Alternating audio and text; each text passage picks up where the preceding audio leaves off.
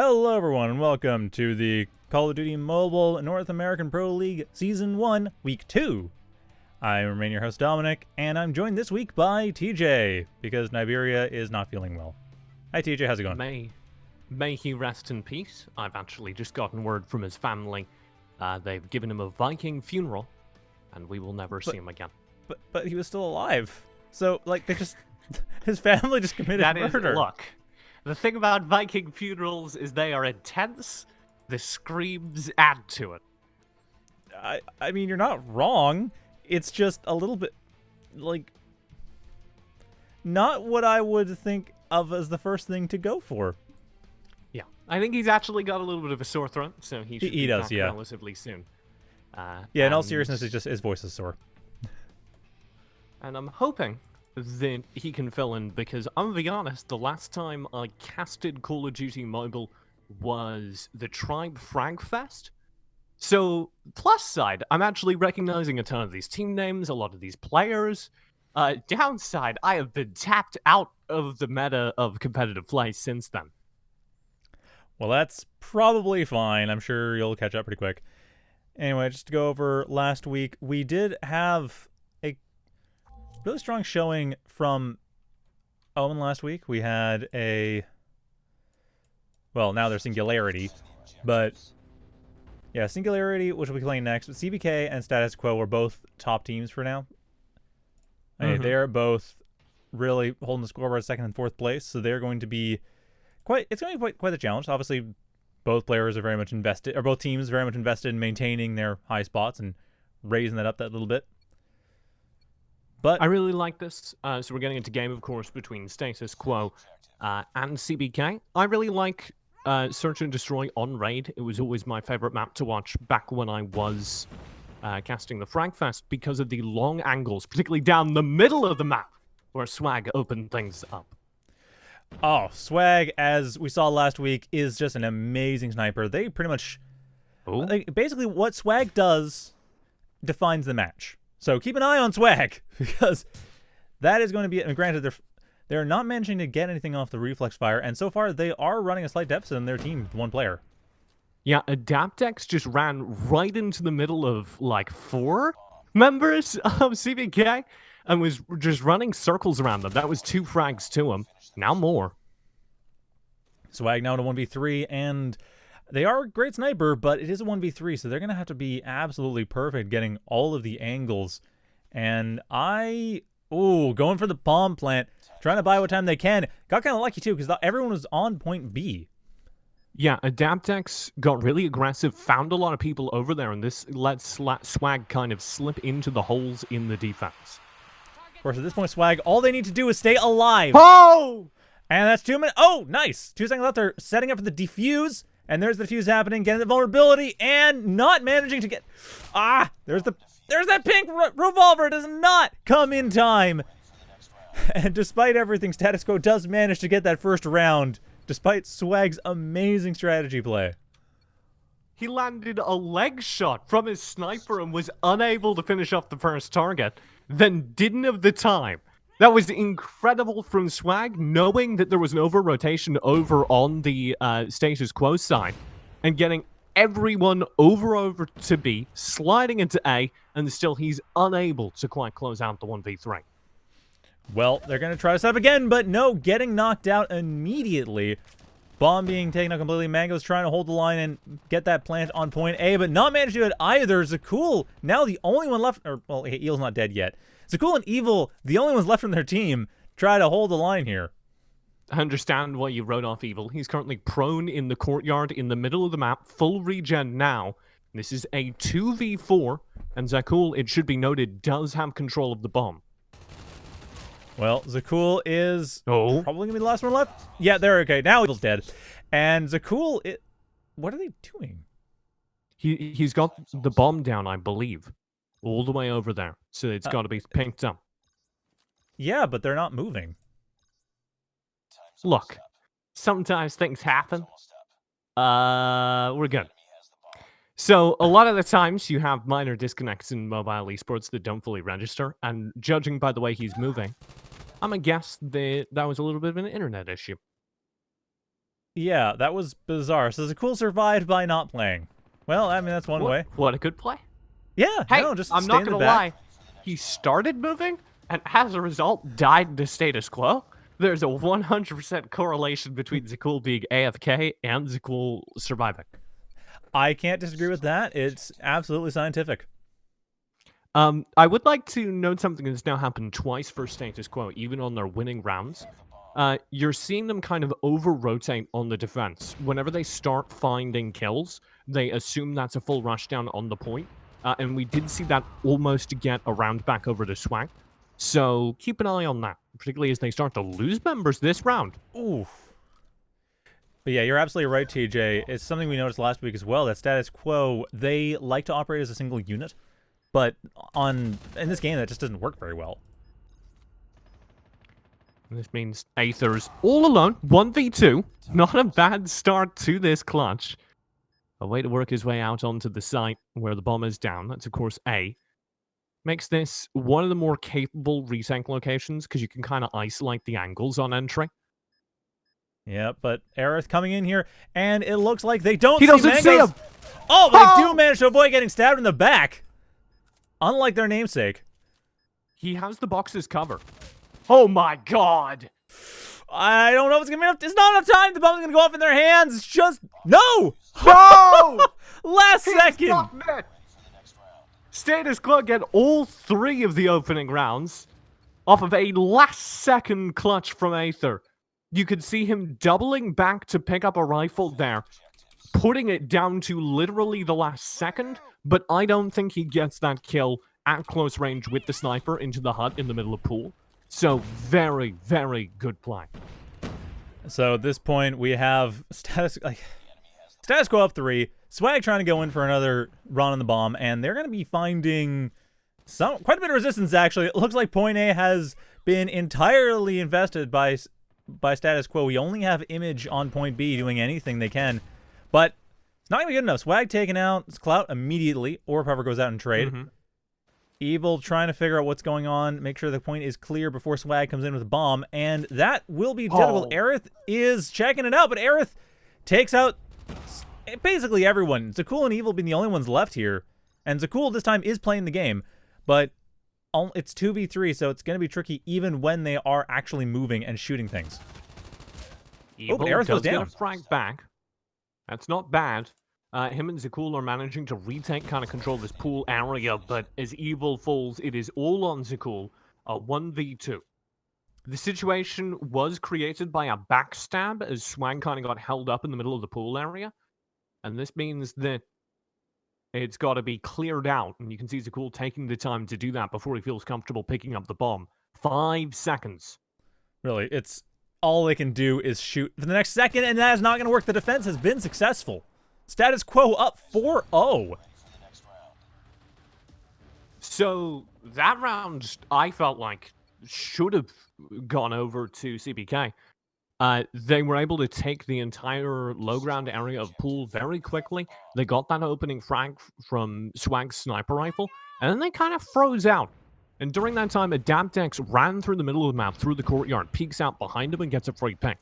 And the second he does that, the entire momentum is frozen, and they're all just picked off one by one, stuck in the open low ground of pool. So, a little bit more aggression from Swag and his teammates. They're in the same place this time, taking the A side again. This time, they're out onto it, though. And doing a fine job, too. Mango's getting the plant set up. Cloud already taken by Swag once again. Orb also dead. I guess that's just part of their strategy. Aerith, however, gets sniped out by Swag with a brilliant headshot. Swag, I see why you like him so much. Adaptex in the pool, caught out from behind. And Adaptex, without them, it's 4v2. Well, 3v2 as Zakul has decided to sit this round out. Just basically Swag play, win 3v2. But unfortunately, Swag themselves has gone down. So now it's just Evil and Mangoes versus Miney. Miney trying to set up for that defuse, but it's going to be very difficult. Mangoes does go down, though. The defuse is starting. Zakul... Zakul and Evil are the only ones left. Evil trying to get into a position to actually take out Miney before the defuse happens. They don't have line of sight. Oh, they don't have line of sight. Oh, Evil could not stop the defuse from happening, and this is the strongest lead we have had in this tournament. 5-0. Miney finding the perfect angle to prone. He knows there's at least one person out by pool, so he puts himself behind the wall, not in line of sight unless you're standing on the stairs to courtyard. And nobody's going to hold such an angle. So he knows he's safe there, and he's playing behind the box, so the wall spam through the box on site isn't quite enough in time. Very heads-up play. Unfortunately, they did not quite be so heads up when the grenade landed on them. No, so heads off. Heads off play at this point, yeah. Of course, with Zakul... Okay, Zakul is apparently playing this time around, or trying to, but they have received a knife in the back as a friendly introduction gift. Adapt, taking out Mangoes, leaving Evil the only player left on CBK. And that, again, 6-0. I mean, I gotta say, this is... I hate to say it, but it does feel like Zakul's internet troubles are causing a lot of the problems for CBK. Like, they are running basically at a deficit of a player every single game. Well, like, yes, it's not good. But I also want to point out that there have been a couple plays that I've just felt they've thrown away due to little bits of coordination. And I think that can be improved, be it the round 2 attack over on the A site, or a couple of these clutches they bungled. Well, they are going for that B site very hard. Again, this is the thing Status Quo does. They will assume a rush on every point, as you mentioned, TJ. And that is exactly what they're assuming. But at this point, the rush is basically just Swag and Zakul, as everyone else is dead. And this is a little bit of, like, space where coordination would help a ton more. You saw them all go for a hard out on the B site. They did that without courtyard control, which meant that it was very easy for people to hold the blocks near statues and just fire at them upon entry from very safe angles. And that's exactly what happened. Status Quo turned it into a firing range. If you want to have a really solid B-side execute, I want to see you take courtyard control first and then pincer it. You can put a sniper up in the sniper box at the very entrance to the B side and kind of post up, make sure they don't get frisky. But you shouldn't have engaged Status Quo from downrange of the firing range, right? And that's what Status Quo was setting up for. There's a really nice sniper spot right overlooking a little house that Status Quo can easily get to, which they did. And honestly, trying to go through the courtyard to get to the center, it's difficult to hold when you have someone on rotation, which seems to be the case. But at this point, CBK has actually managed to get a round in their favor, taking that A site. Looked like they maintained, looked like Evil was managing to handle the courtyard and maintain the rotations. I was kind of with you. I kept waiting for that round to get spicy and we'd have to start talking about it, but it was very straightforward. And as you say, a lot of this map, a lot of raid is down to that center courtyard. If you're able to control center courtyard, you do win rounds very reliably. And we saw Evil being able to get in there. This time, Clout holding pool is shut down. And Orb, who shut them down, getting shut down themselves. Evil coming in there, again with that side support. Mighty Image and Aerith, the only ones left on the team. 3v3 with Zakul pulling up the rear, and it looks like their connection issues are more or less solved. Mighty getting taken out by Zakul as well. Image being the only one left as a result. 1v1. Image. Oh, hard on his heels. He doesn't know. Zakul, shot in the back, does not think to turn around, and unfortunately that costs them, putting it to 8-1 during the side switch. This is going to be a very difficult attack comeback, or not attack comeback, defense comeback for CBK. I mean, CBK is basically, they got to deal with 2 attacks. Thankfully, Status Quo has a tendency to always go for a single point and generally goes for point A as one big group. Unfortunately, Swag's dead. Yeah, A is really easy to overwhelm if you take out that sniper nest, and Image has done exactly that, boosting his way up so he can lean out over the courtyard and find an entry. Now through garden. Got rid of Mangoes. Aerith was taken down in response. Image being the only one left on their team, and of course they are the attack team, so Status Quo has to make sure that it's a bomb plant or the 1v2 actually goes in Image's favor. He has time to work with, though, and this is one of the things that Status Quo are doing much better than CBK, is just working with the time. 40 seconds left. He can do whatever he needs to do here, starting by lining up a nade. Evil will be safe. Nice placement by Evil, though. That actually also reveals their position, which is exactly what Image takes them out, leaving it again 1v1 between them and Zakul. And Zakul, hopefully they realize this time around that you shoot forward. Zakul has to be up here through either garden or in the sniper nest, and he knows that by process of elimination from where the other angle is being covered from. And he's able to clear it. He now should know exactly Zakul is somewhere near center courtyard, and he can plan for that as he shot in the back. Unfortunately, yes, it's the thing. Is like knows exactly where Zakul is, doesn't necessarily know when Zakul's gonna pop out and shoot. Ooh. 2 seconds left on the clock before the bomb plant happens, leaving another 40 seconds for Zakul to take out Image. And it's going to be very tricky. There's Zakul going for it. Uh-oh. Does not manage to get it. Iron sights at the wrong time, and Image pulling it up to to game point for status quo. That was such an intelligently played 1v3 from Image, being able to isolate those targets. You talked about his nade and pre-fire on the first target when he was entering sight. He knew, I believe it was Evil holding that corner. He knew Evil was there because of the way the bomb was dropped. The only angle where you had both cover from pool and vision on the bomb was where Evil was standing. That was why he was so confident pre-firing and nading it. Unfortunately, Image not so lucky this time around. Adapt going down, and that gives CBK a perfect or near perfect defense. Orb went down in the process.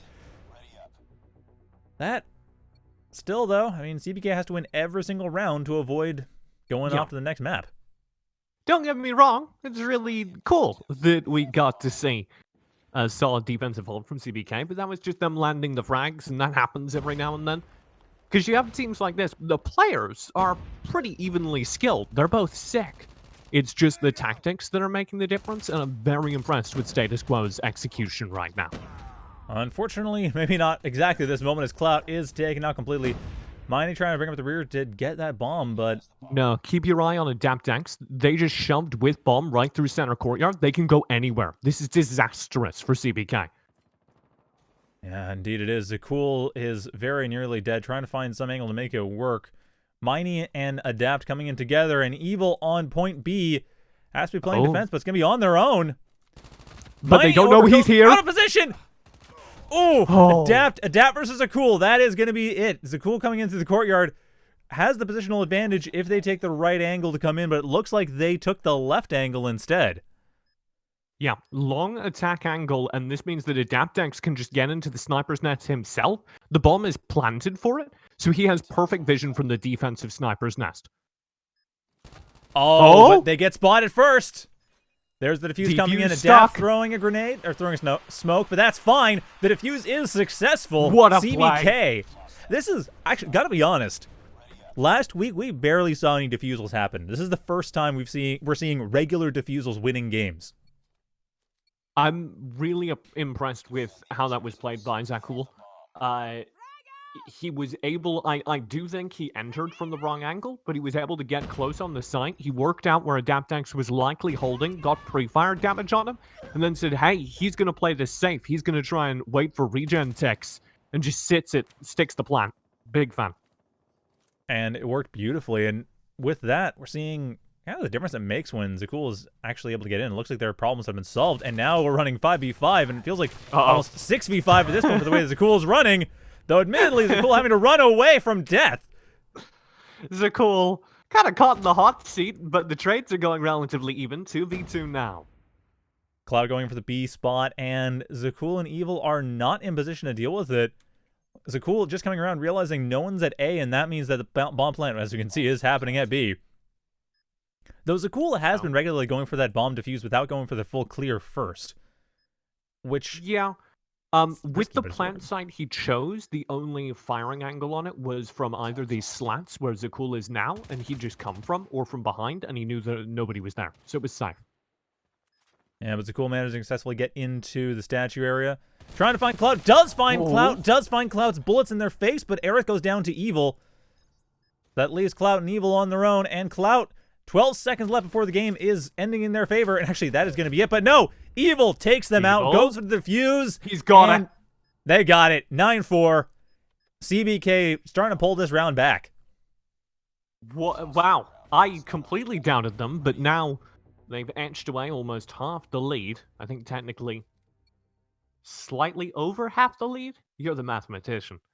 And a lot of it has just been off of a very, very strange series of failures from Status Quo.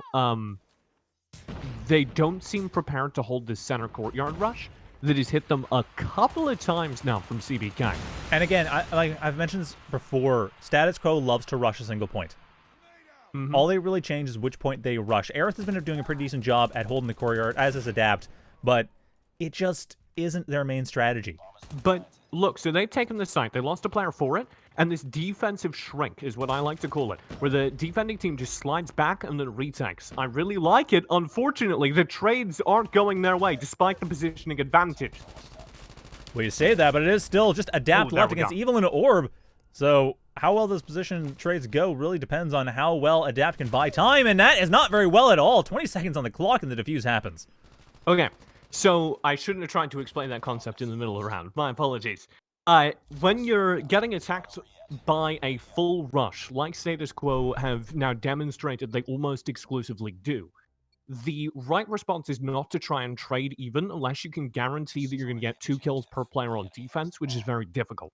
The right response is to fire away, maybe get a pick, don't stress about it too much, maintain position control. Because if there are 5 players on the bomb site with no cover, they just lose. And that's what happened there. And again, Orb demonstrating that by throwing their own life into a trade, taking out Image. As Orb does, that seems to be their role. And that is... Where is AdaptX? AdaptX just got right up into the sniper's nest without being spotted. The defense had no vision of this attack from Status Quo. Yeah, it's kind of surprising. Swag going on in the southern sniper's nest, and that's where they normally go, but not managing to actually nail any shots as a result. Aerith keeping alive very well, being taken out finally, but 30 seconds left. Swag being the only one remaining to defend this. And again, if CBK loses this, and that is it. The CBK does lose this. The Plague trying to come in. The 1v3 does not succeed thanks to a back shot. And that is going to be 1 point in favor of Status Quo. So it got dicey there on the defense. And I'm a little bit, I want to say disappointed. Not upset, just disappointed in Status Quo, who have a, it seems, severe tendency to just turn their brains off and run on the attack. Yeah. And I understand why. This is something that happens in a lot of different games with search and destroy equivalent modes. It's very tempting to say, hey, defense is the side where all the strategy happens, attack is the side where you just complete the checklist. But if you look at the top teams in COD Mobile, you will see much better use of set nade executes, much better use of map control executes than we just saw from Status Quo. So I want to see a step up there, because they clearly have the coordination and the leadership to execute that kind of shot calling on defense. But I think just maybe the practice reps haven't been put in on the attack, maybe even specifically on that map.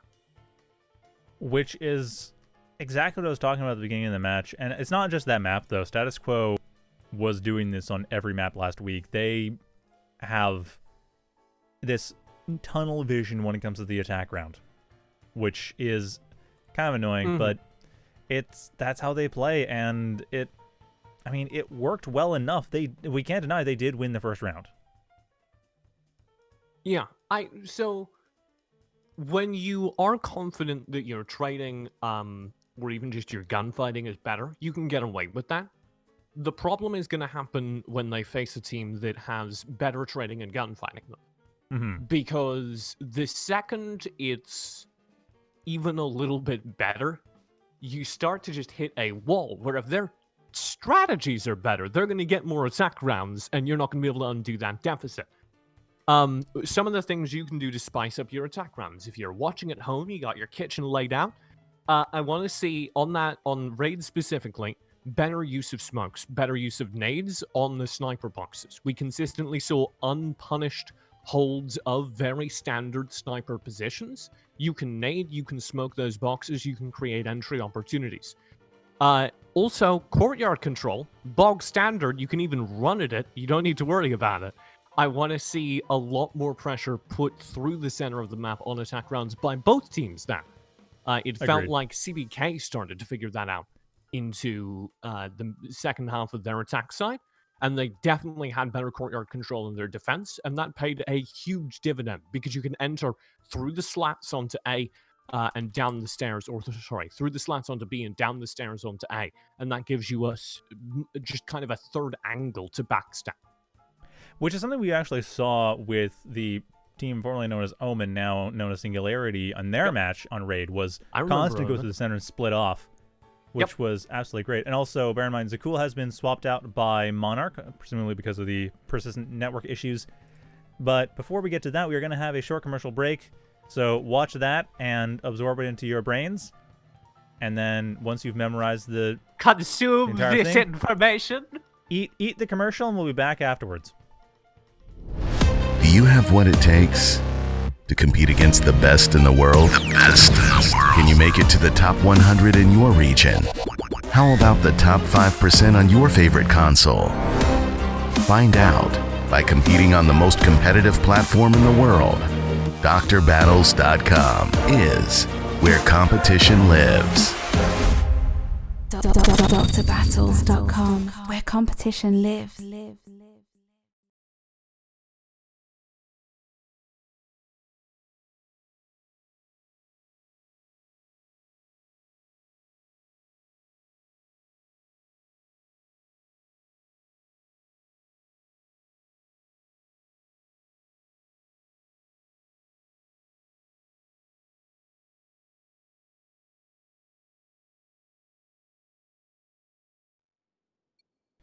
Welcome back, everyone, to the COD Mobile Season 1 North America Week 2, and we are back again with the second round of Stat Score versus CBK. I hope you enjoyed the commercial break. In that commercial break, we went to Season 2. Yeah, it was a long commercial break. You have no idea how many games we played during that commercial break. All of them. But now we're on firing range. Yeah, one of my favorite maps. And a big part of it is due to the control at the back of these bomb sites. Because, and we were talking about this on the previous match, as we do kind of watch CBK get destroyed on the attack, you can't just rush down halves of these maps. You really have to maintain control. Which is difficult to do when you only have one player as Adapt takes out Evil, but that control is absolutely essential, but at the same time, this map is kind of difficult to maintain. Like, so you can't take a site on firing range without nades. That's my personal opinion. Obviously, there are exceptions. There are times when the frags just land, but you need set nade executes in order to take the sites. You see Evil and Co. throw a series of set nades over towards A to start this round out. Those are smokes.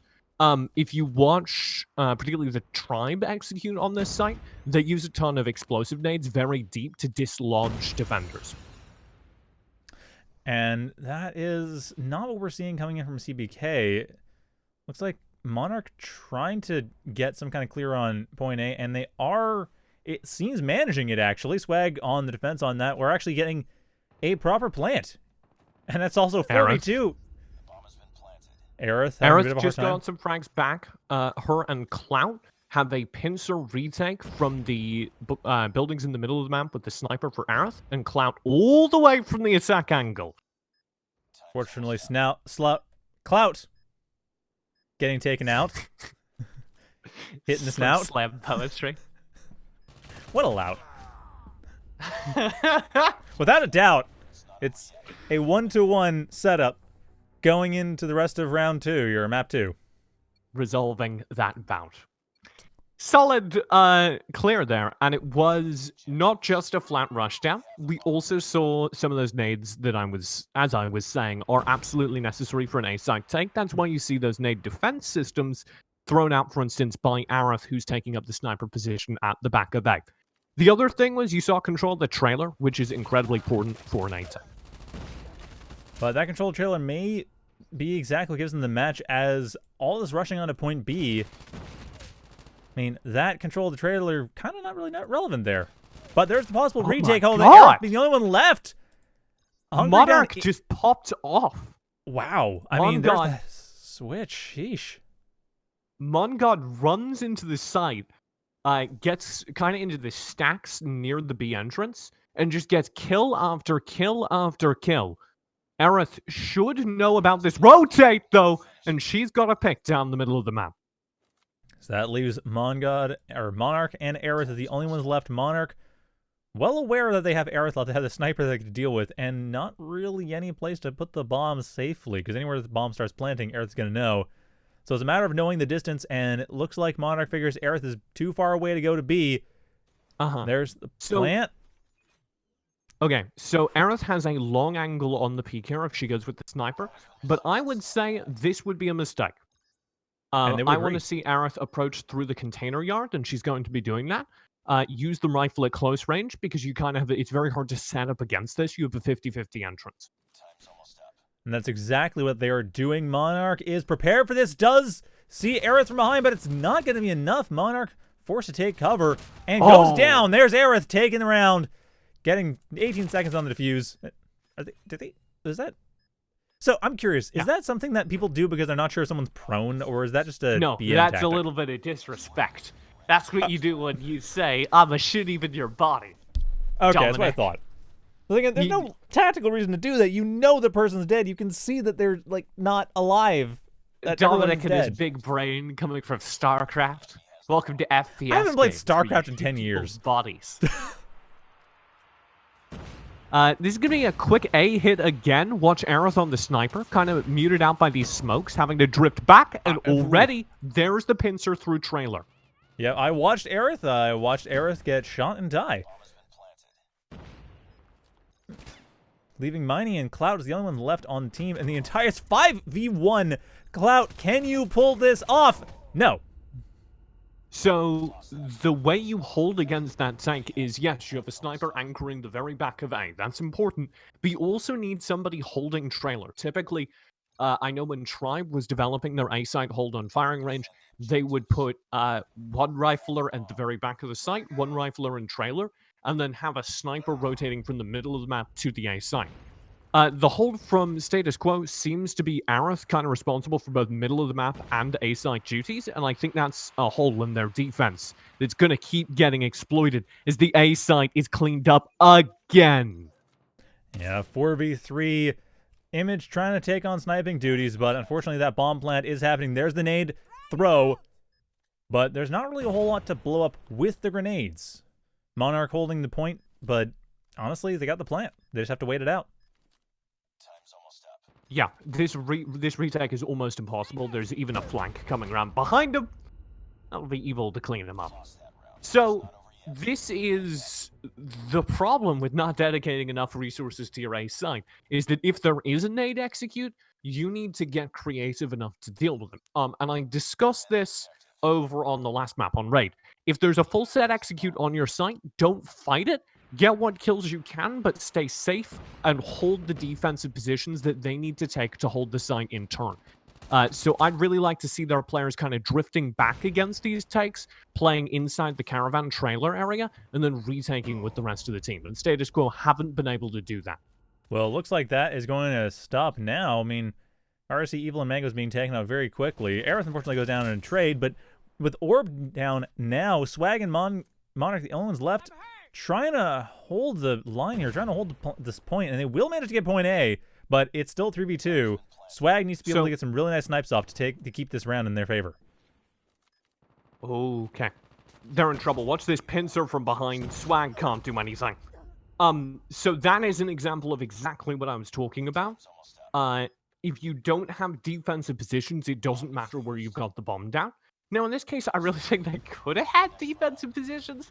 They just lost a whole bunch of players early in the round because Image just ran down the middle of the map and got himself 2 free kills. So, I don't think Status Quo really solved the problem with their A-hold. They just played more aggressively elsewhere and got more kills. I want to see the overall defense from Status Quo hold without that aggression getting them a free win. And that is going to be a tough thing to find because Aerith has already gone down. Image not finding the free kills this time. Evil and Mango is being a little more careful, or at least not being harassed. Now it's 5v3. Monarch pretty much has a free take on the A point. Adapt trying to hold the line, and nice slide comes in there to at least stylishly commit suicide. So the shifting defense is coming through. Aether was trying to hold from the second story. I'm going to talk over this unless Clout gets dangerous. Nope. Aether was trying to hold from the second story in the defensive side and then they had another player, I don't quite remember who, in the tower in the middle of the map. And I think the idea was they would just hold against the mid-aggression that hurt them so badly last round. Swag walked out with a sniper rifle and just killed both of them, and then the round was theirs. So CBK are, I think, not correctly identifying that if they just have a more committed hold to the A site, they don't even really need to worry about the middle of the map aggression. Which is, I mean, it's really paying off. And at this point, we have a 3v2. Aerith's still up. Swag is also up. Sniper wars are a thing, but looks like we're seeing a rotation onto point B, because why not? Everyone's focused on point A. Well, everyone being Aerith, focused on point A. Go to point B instead.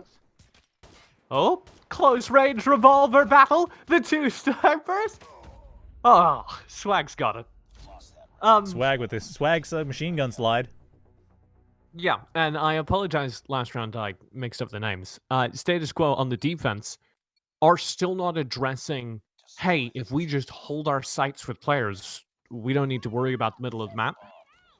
Now, if you do have a more defensive hold, you need to have a player inside of that caravan, inside of that trailer, who can win gunfights, and they're not committing anyone to doing that. Right now, it's AdaptX inside the trailer. And AdaptX getting flashbanged right as the rush is not happening. It looks like flashbang into rotation. It is, though, middle of the map. The rush is going from mid, and you can see AdaptX has a good angle to be able to just harass and remove players. This is working exactly as I said it would. Well, there's the nade shot. Where is it going? Right out the wall. Doesn't quite get to Swag. Good thinking, though. No, but you can see, as long as he just chills inside this trailer, they can do nothing on the CBK side. He just needs to hold this trailer. And I'm worried by how antsy he's getting. He's opted to go aggressive, and this may not pay off, because now the middle of the map is open, and you can see an instant execute. Watch the pressure here on the attack through trailer. Ooh, Mango's taking out everyone, getting taken out in return, but that's fine. AdaptX goes down. Evil and Swag stay alive to get it 6-3 on the side switch. They hacked the map! Dominic! They had I think it! they forgot to run defense, and all they had to do was wait it out. And then he just, like, runs out of the trailer all the way around on the flank and throws away the control they had. Yep. Big shout out to AdaptX for winning that round for CBK. Well, I mean, they're going to try to win the round for themselves this time around, as Image does go for the plant. Now, it is 4v5. As we do see a rush on point A, as is the standard for status quo. That is the status quo, really. Been waiting for that. This execute works very well, as you say, for status quo. Orb and Co are trying to retake. They need this trailer control to do anything, and they can't get it just yet. Evil will now collect him. Evil has it. Swag has an angle on the flank, and that will give them a death as Image pops up and shoots them to death, but they are going to... Image themselves is going to get flanked by Evil. Evil does get the angle first, but Image, I think, has the win on this. Oh my no! God, Evil! Evil. Nice shooting, Evil. We'll have 2 seconds left by the time this is diffused. So, that round, it felt like status quo had complete control. But they didn't understand where their people needed to be positioned. You had the one sniper, I think it was Image, I could be misattributing, just weirdly far back inside the hut that you launch attacks from over to the A side. And I'm just citing this as a specific example. It's in no way why they lost the round, but a symptom of it. There's no reason to be holding that angle. That doesn't give you anything. If you're a sniper, you want to be moved much further forward, either to watch the re-attack, re-engage through the middle of the map, or to watch the peak onto the A side from the middle of the map. There's no point holding the A side when you have control of it. And that's exactly what we're seeing kind of now, too. I mean, it was a bit of a rush for B at first, but then got slowed down into just a kind of vague rush for the center. And now status quo is pretty well paused, trying to find some way in.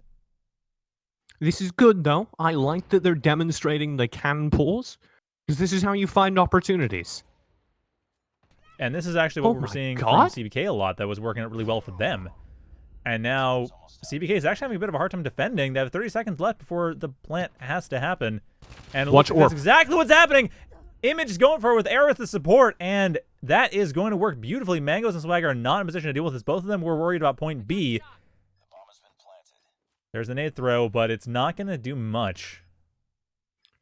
The retake is possible. This is 2v2. Mango's on the long flank, but now Aerith's gotten swag, and this is probably impossible. Yeah, there's that trailer hold you were talking about earlier. Mm-hmm.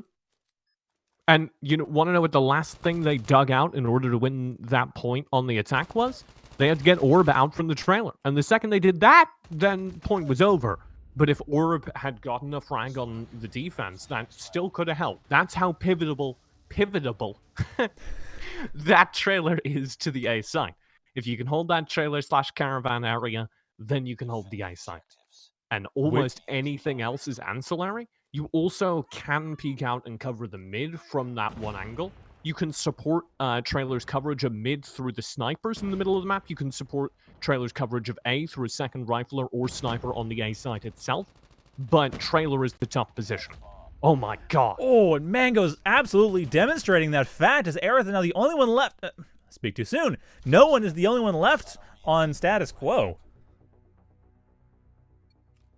And hey, I feel like a prophet here, Dominic. I would say if you're attacking on status quo, you start looking towards that B side right now. Oh yeah, absolutely. They toggle. That's what they do, and that's exactly what they're doing. In fact, so it's just knowing that status quo has this kind of simple back and forth approach.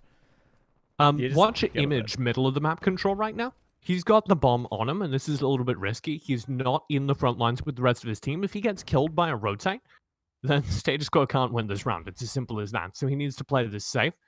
He's just trying to see if he can pick anyone out running through the middle of the map. And looks like they're not really going to find anyone. I mean, oh, wait, through the trailer, nice bounce. I respect that bounce. It does reveal where Mangoes is standing because Mangoes was not hit by that grenade. And Clout just found a B-side pick. That's Evil shut down. They've got the B-side open. This will be a full rotate and engage. Yeah, 5v3 Image is already ready for this, and there's Monarch getting taken out. Mangoes and Orb being the only ones left. This is going to be very easy for Image to get that plant going. Orb's on the flank now. And he's got a long flank. They have a long flank, but they're going to get hit from behind by Clout. Good awareness. At least Mangoes on their own. Big shout out to Clout there, knowing that there was very possibly a long flank, posting up and just holding the angle. What the? Oh, okay. Something got weird with the spectators. It's like, how did you shoot into the wall and kill Image there, Mangoes? Are you cheating? Please don't cheat. Bullets bend. This is not Salt the Shooter. Although, admittedly, that'd be kind of cool. But this isn't that what that game is. Mangoes, really good entry onto this site, kind of isolating the 1v1s by entering through the construction yard. That's always what I like to say when you're in a 1vx and you're trying to retake that B site. A lot of people try and go in either through the B attack route or through the straight ramp from the middle of the map. And both of those make it really easy for you to get isolated, having to face 2-3 guns at the same time.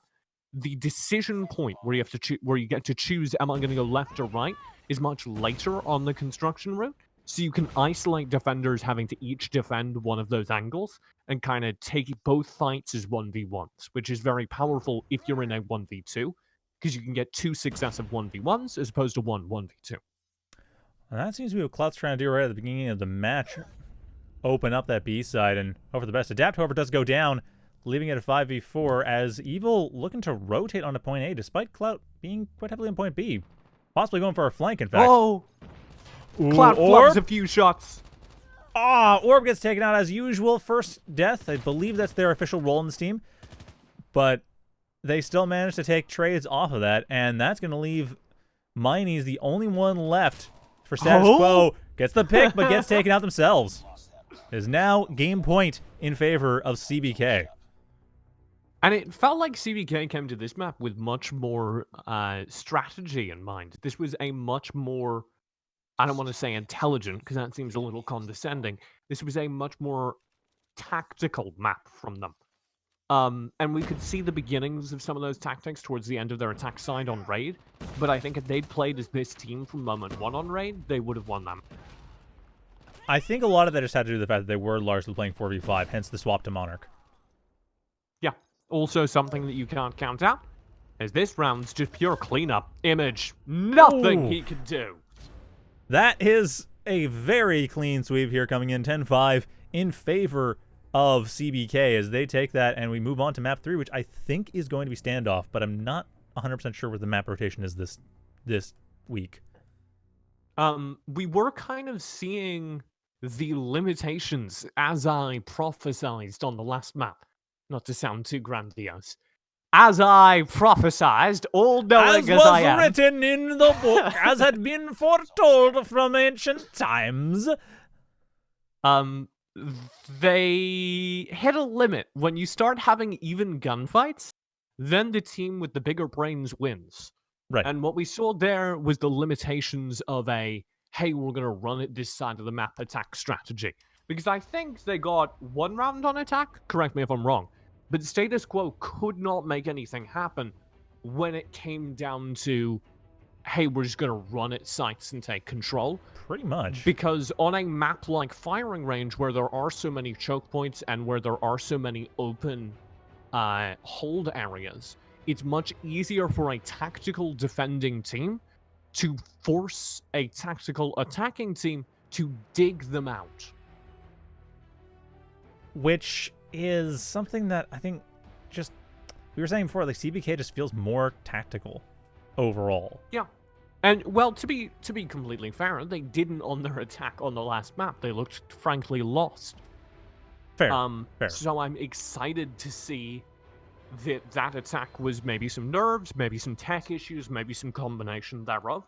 And their attack side on Firing Range looked very tactical. We had that really nice smoke execute onto the A site they ran a couple of times, where the smokes walled Aether off from the very back where she was holding. And then because there wasn't anyone inside trailer itself, or when there was, they were playing very defensively, it was an incredibly easy take on the site itself from CBK. We also got to see them punish some over-aggression from Status Quo on the defense. There were a couple times where they went, hey, we don't have a good angle, and they just hit pause and waited for Status Quo to make a mistake, and that worked. I mean, that's the thing with Status Quo, is if you can pause, they probably won't. So, but speaking of pausing, we are going to be moving on to a commercial break, so don't pause that stream as we show you commercials, and then we'll be back. Do you have what it takes to compete against the best in the world? The best in the world. Can you make it to the top 100 in your region? How about the top 5% on your favorite console? Find out by competing on the most competitive platform in the world. DrBattles.com is where competition lives.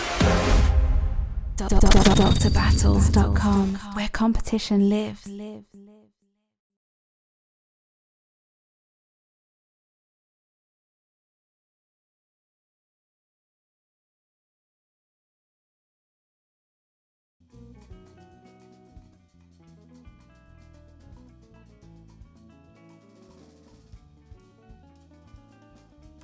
Welcome back, everyone, to the Call of Duty Mobile Season 1, Week 2 North America game. It is going to be the final match between CBK and Status Quo, which is, as expected, from being the final match in a best-of-3, a tiebreaker match. So whoever wins this will get 2 points. Whoever loses it will get 1 in the current standings. And we are going to be starting this match as soon as we can. We have Zakul being swapped back in for Monarch from the looks of it. Leon being swapped in for Miney on the Status Quo team. And I'm not sure why Monarch's placing Zakul. Maybe Zakul's managed to work out their network issues that they had before. Oh, also, by the way, I'm Dominic. I'm joined with TJ. We're assuming people didn't just join after the commercial break. Yo. Just before I started this broadcast, I was making a bagel because it was the morning back then. Yep. Still is. The knife slipped and it cut my thumb. And I was like, oh no, that's going to be awful. And then it just like cut off one of my calluses. And now my thumb just feels really soft. That's kind of fortunate, I suppose. Welcome back to Games. I mean, unless you're we got playing guitar. Our third map of the day. I don't know. Are you much of a guitarist, TJ? Am I a guitarist? No, fortunately. Otherwise, it would be very unfortunate because you need your calluses on guitar. Well, you get them back pretty quick. Hey, now that my thumb is more sensitive, my COD mobile game is about to go up. Hey! Wait, you don't use gyro aiming? Actually, no. We can discuss this in a moment, though. Full attack round from CBK here on Standoff. And so far, they've just been held off. You can see the long firing range, particularly down the middle of the map, is very effective. And it looks like an A-tank that went wrong from Sakul and Co. Well, I mean, Standoff being what it is, A-Take is basically all you have. Unfortunately, Swag stabbing themselves on the guns. So, yeah, they kind of not put themselves in a great position here. But yeah, this map, you can't really take point B unless you're able to take point A. There are a lot of sight lines that cover both. Okay.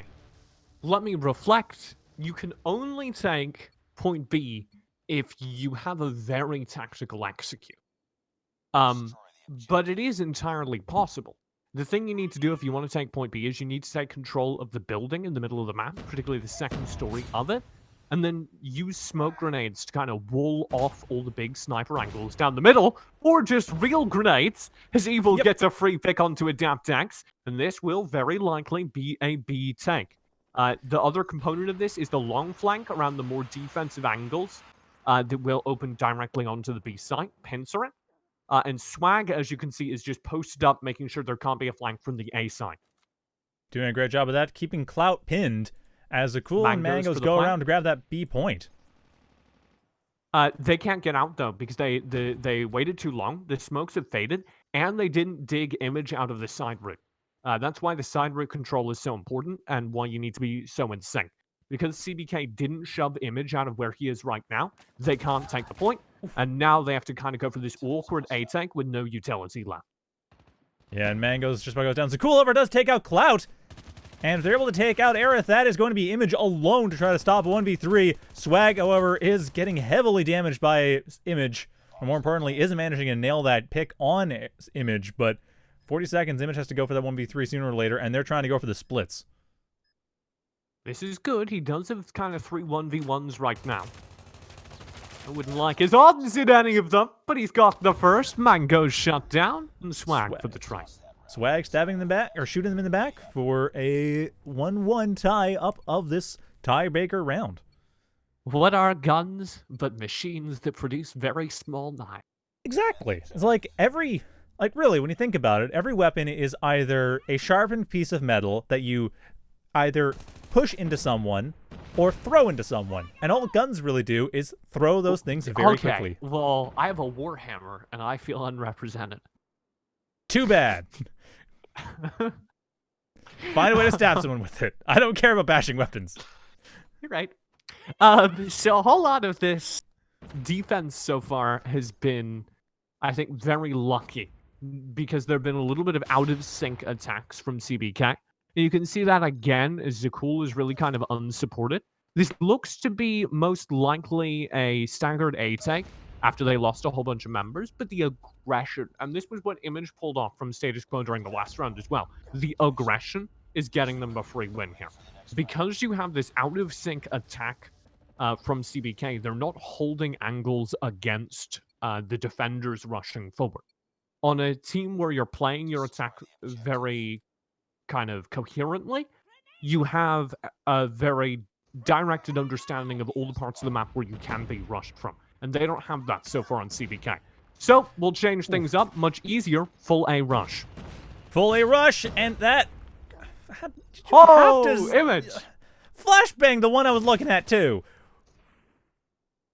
It's a free double nade. Image does. Mapped control does go over on the A point to CBK. They've got Mangoes on it, so the plant can come down. Image is trying to peek back in, though. Aether's got one. If Aerith can get evil, then that opens things up. Mangoes has gotten the plant. 40 seconds left for Aerith to get that disarm. And it's not going to matter as Aerith is quite dead. So, hey, if you're kind of struggling with all the coordination required to take that B site, why not just throw all the nades over towards the A site and run it in very fast? That's basically what every team does eventually. It looks like it'll be an A hit again. Fortunately, it also looks like Mango's being a bit uncoordinated, forgetting to pick up the bomb on their way out, as that is the win condition. There comes the smoke, there comes the plant. Very early plant, too. Yeah. So, kind of one of the problems with just going full A is that at some point it's a full defense of A from the defending team, and that's very easy. So you need to threaten the B side of the map as well.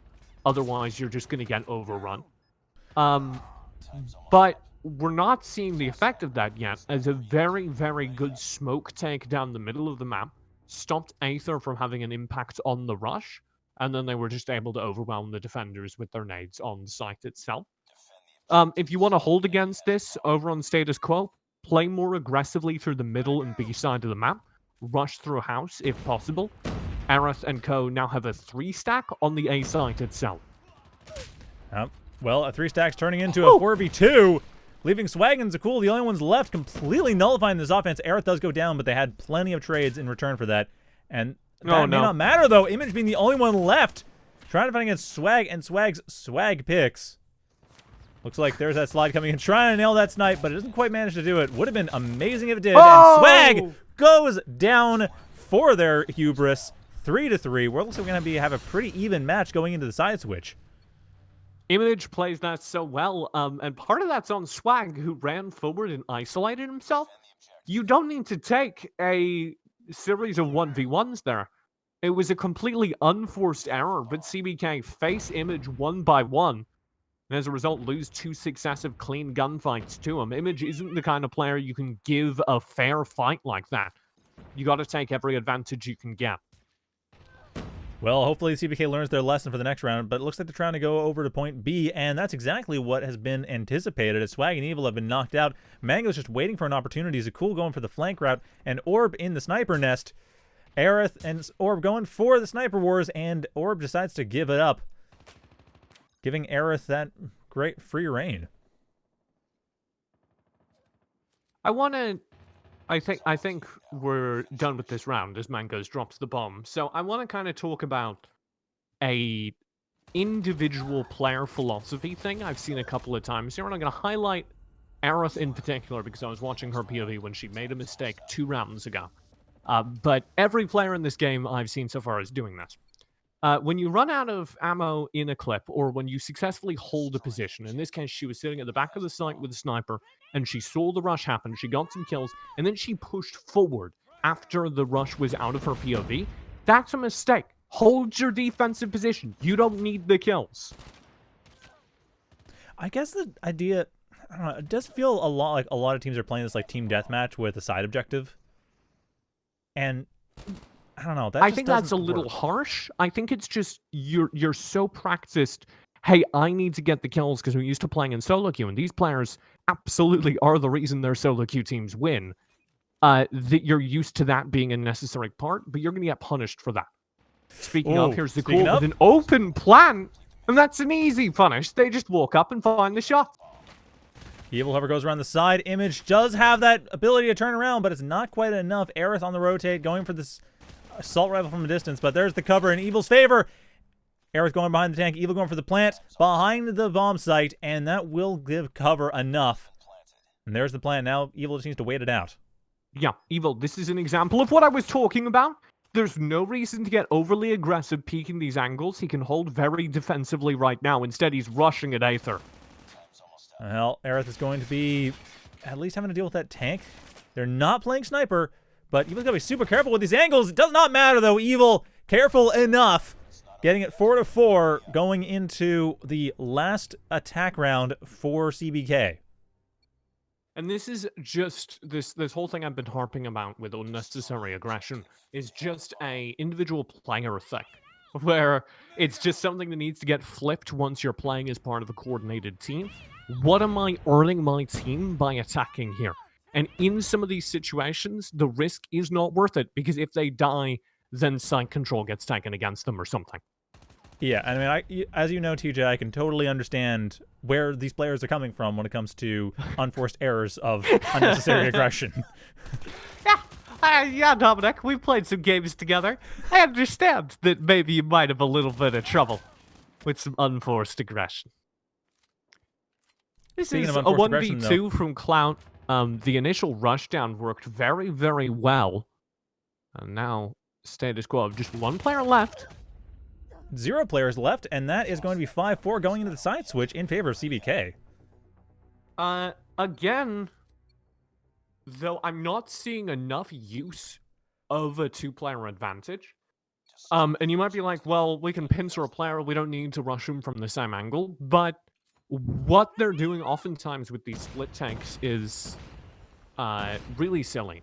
In that specific instance, they knew vaguely where Image was, or sorry, I think it was Cloud. They could have just planted the bomb and left him. He didn't need to chase him down. Well, that may still be a bit of an issue. At this point, CBK low on health, and they are running against the clock now. Aerith, however, is facing issues when it comes to angles. Looks like, ooh, Evil getting taken out. Nicely done, Aerith. Mangos and Zakul being the only ones left. There's a smoke bomb coming in to open up the assault, but Aerith sees that coming. Doesn't even have to see what's going on. Just fires at the perfect timing. And this is a highlight reel for Aerith, who is popping off, hitting some sick shots. But it's also really, really sad.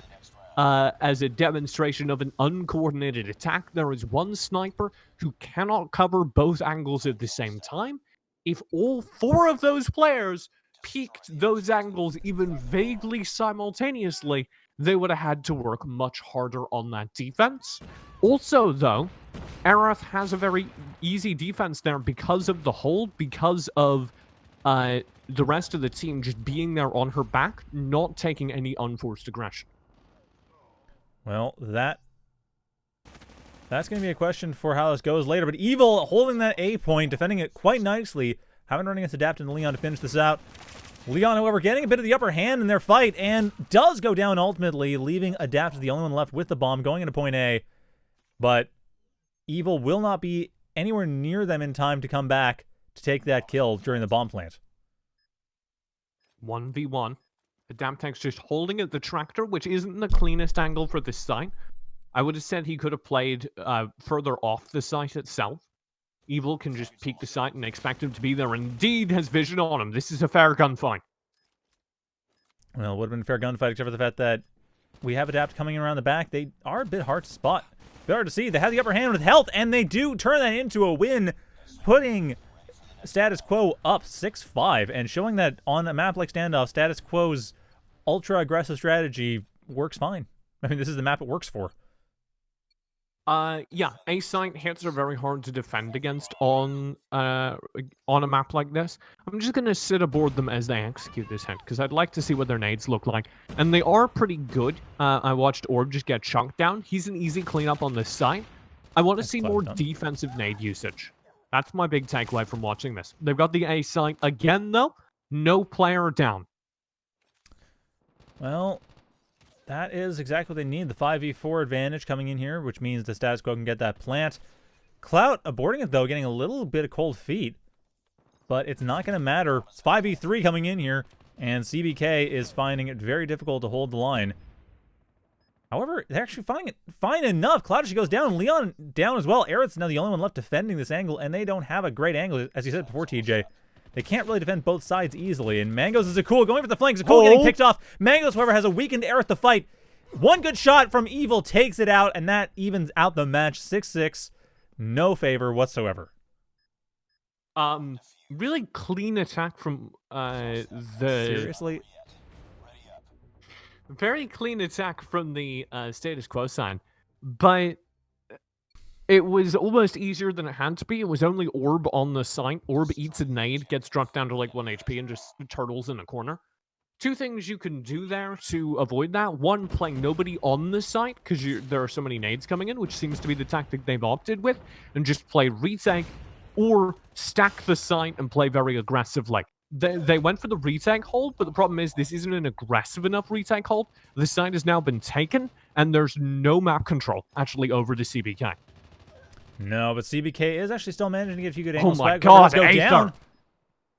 Oh, Aerith, a nice pick. Trying to get the pick on Evil. May not manage, though, but there's the revolver fight. Zakul gets the revenge, but they are now running a 1v3, and it's not really a clean 1v3 as Clout takes them out and takes the advantage back in favor of Status Quo. And I'm very dyslexic, and I do keep calling Aerith Aether, and I do apologize for that. But she has a really easy pop-off from the middle of the map there. And that's just because if you're going for a retake hold like that, the idea has to be, hey, they're dedicating resources to taking the A site. Whilst they're doing that, we answer by pressing in all around them so they can't take defensive positions anywhere around A. That's not happening for CBK on this very defensive hold. They're just turtling back to ever less of the map, getting kind of crushed themselves, and that's resulting in very, very easy rounds. It doesn't really feel like CBK has a defensive plan overall. They seem to have one early on with Swag kind of going in the center, but since then, since Orb got taken out in that walled garden turtle, it doesn't feel like CBK knows what to do. Well, I like the idea of playing off the point and playing retake for A, because it is a little bit silly to put people on the A site when you know they're going to hit it hard with a whole bunch of nades. But you need to be doing something with the time, right? Because if you're just saying, hey, our entire team's going to play over towards the B point, that's just isolating your 5 players into a very hard take round of your own. Well, bomb plant happens. Clout is taken out in the process, but... This is good, though. Much more map control.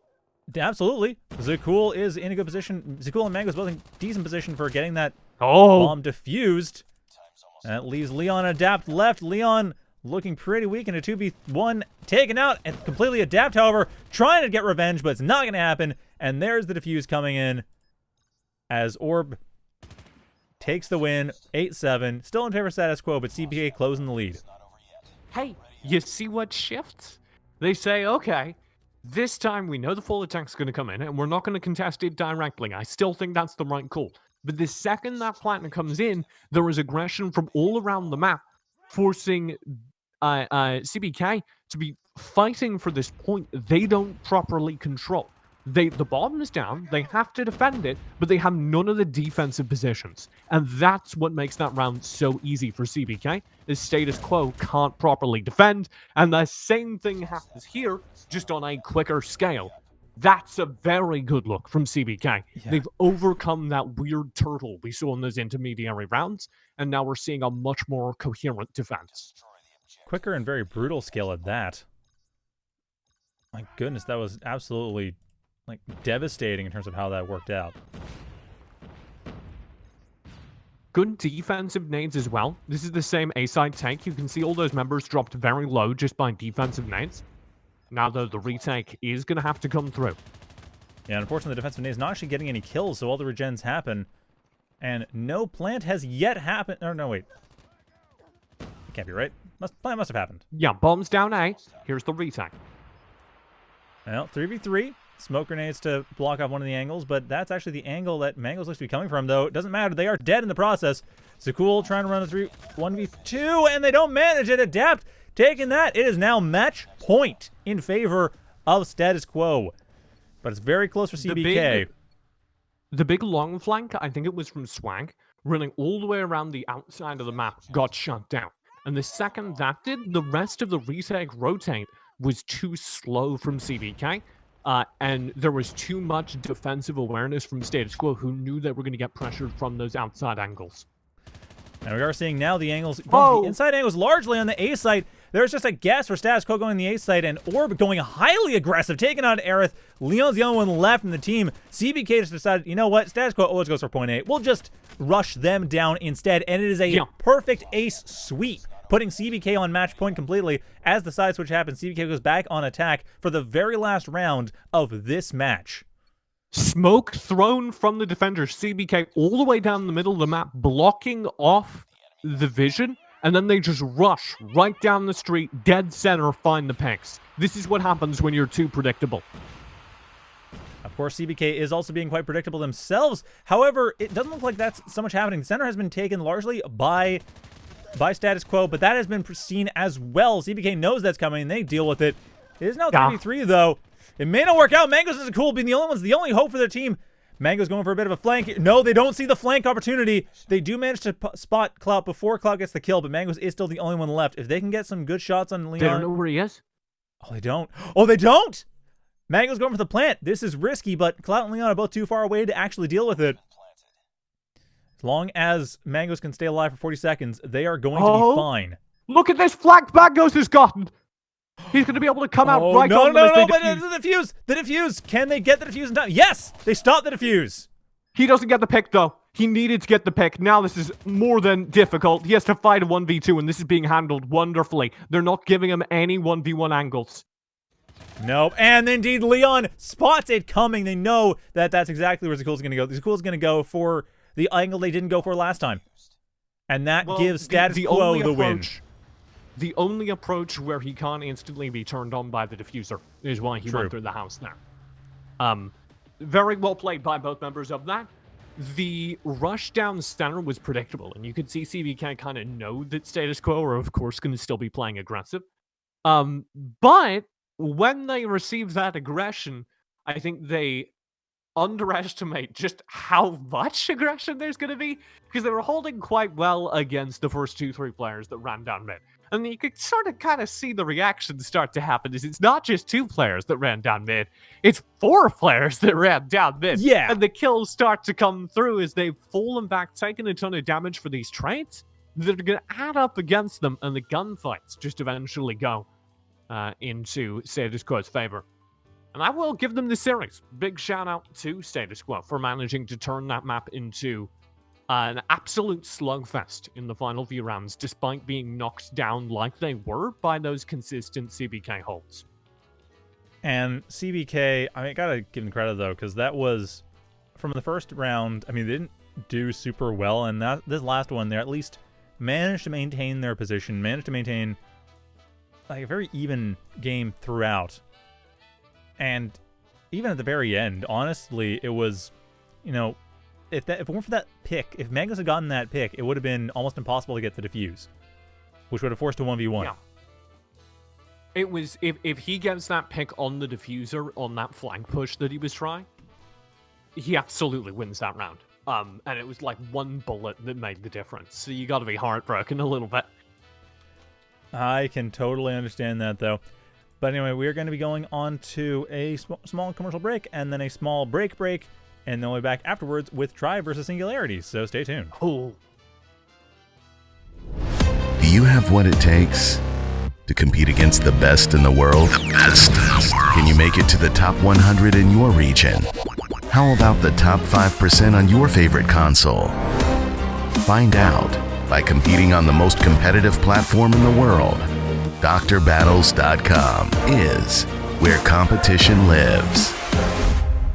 DrBattles.com, where competition lives.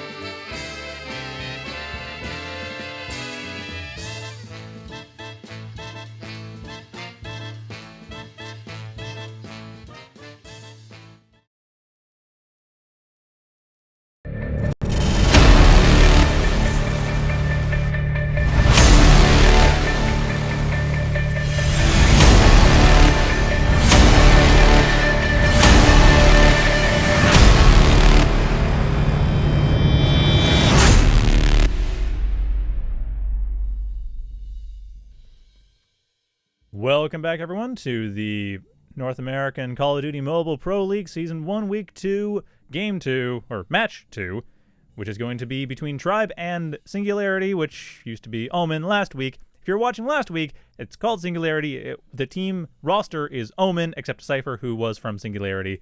So, yeah, try not to get too confused, because really, someone has to know what's going on. The former Omen esports team has been signed by Singularity. Yeah, Singularity, nay Omen, is playing against Tribe, and that game is starting right away. The former Singularity side is no longer called Singularity. This roster is the Omen esports roster. Correct. They're just been picked up by Singularity because who needs things to be clear and straightforward? Oh my god. Not me. Dominic, I don't know. Because, like, the words you're saying make sense, but every time you explain this to me, it, like, kills me. I try. This is definitely our match of the, I would say, week, though. These are two of the best teams in Call of Duty, going all the way back to our first tournaments, the Triumph Frank Fest tournaments. And you can see absolutely why, as it's a very steady and decisive B-Tech that's come through. Singularity already in control.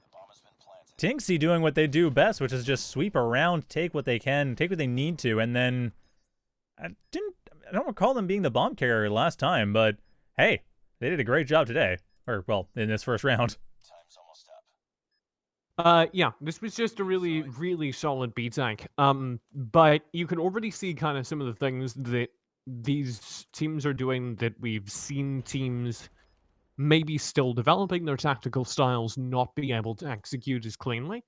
One of those was their pressure through the middle of the map. You could see that center courtyard control from Singularity overwhelming the Tribe defenses. It wasn't just, hey, we're going to run out into the B courtyard. It was, hey, we're going to have complete control of the B courtyard before we even start pushing it. And that's the thing that you see from the stronger teams. We were talking about this during the last match, how it seemed like people were rushing in a bit too quickly without actually taking control. And this is not what's happening here. Singularity knows exactly what they need to do in order to get themselves a safe position before actually dropping that bomb. And I mean, exactly. Double push. Oof. High horror being taken out. Double push in center courtyard, but Little B is able to even out the trade. That's good. That pauses the attack, but watch Tectonic. He's through the slats, right out into the B square. Oh, they're playing it tricky, though. They're turning their back to their opponents. Not usually the best option. It's difficult to shoot behind you in this game, as the game offers no option to do so. So very vulnerable there. Does take out Orange on... Oh my god. Returning through the slats, though. You are watching a master. So the reason he did that little 180 facing away from him is because he was confident that he could keep the statue behind him as his back. And I love it. And now he's just able to clean up because of it. The only angle he was worried about was a full backstab. And as long as he held that, his team were going to come through in a moment. They'd be able to cover the strong push onto his back or at least trade frag it. Very intelligent play by Tectonic. You can see why he's been one of the best players in this game from the very beginning as he cleans up the round with a 3K on it. Absolutely saving it after Tribe stabilize in the mid phase. Well, stabilize might be a bit of a strong word. It was still 3v4, and the plant happened regardless. So Tribe is having a bit of a hard time actually maintaining a good position. It looked like they're counting on an A push, but that is not happening. It's a slow B push. Tinksy going around the parking garage. Everyone else going through the center courtyard, because this... No mid control again. Just want to call that out. So the stabilization I talked about last round came exclusively from Little B managing to find a good opening. Oh, Marshy here. Really far forward. Ooh, Marshy unfortunately quite dead now as a result. Little B not really finding a whole lot of angles at the same time, though. They're clearly very paranoid about possible center control, but we just mentioned before, Tribe is not going for the center. Yeah, and so last round they posted 2 players to try and hold mid and trade 1 for 1. And then Little B's, I think, scoped position on it wasn't good enough for him to be able to spot Tectonic slipping through. And that undid the round. This round, it felt like they had dedicated to a more aggressive, saturated B hold, 3 players on it, kind of giving up center courtyard. That obviously didn't work either. And I'm curious if we'll just go back to the more standard hold. Yeah, vitally There it dead is. center. Just tries to hold courtyard and loses the trade. But Marshy goes huge! And pays for it huge. Unfortunately, though, or rather fortunately, it does pay off. That trade is worth it. Putting not status quo. Darn it. Sorry about that, people who are watching. It is supposed to be Tribe, and OBS is being, or not OBS, whatever the thing I'm using here. All right. Well, you're fixing the scoreboard. I want to talk about Marshy's positioning. Last round, he tried to play really far forward on the B entry. This time, he played very far forward on the slats. On the entry to B through center courtyard. And that was an unexpected angle, and that's where Marshy does best. In these close quarters gunfights, where he can just trade out positively. And watch him consistently find positions like that. And Marshy, again, doing it, actually doing a very good job this time. It feels like Tribe has finally figured out what is going on, what Singularity is trying to do here. As I say that as Marshy is getting completely riddled with bullets, but still, it's 2v2. Tinksy can't really go for a safe drop. They were trying to go for the plant, but it just is not a safe option. Oh, there's the prone. It's a tricky angle. They're relying heavily on Little B to hold the line, and Little B not finding... Oh, they do find the angle. There we go. Orange walking right into the angle, which is fine for Tinksy. That opens things up. That plant is safe. Tinksy can continue to support Little B in taking out the rest of the team. Orange and Rim playing this so slow and steady, but Little B's just got a devastating angle. 1-1 trade. Little B versus Orange. Oh! Onto the point. Oh, Orange. Orange, nice played around. Little B knew what was happening, but that knife was too strong. And Orange gets the defuse. Another point goes in favor of Tribe.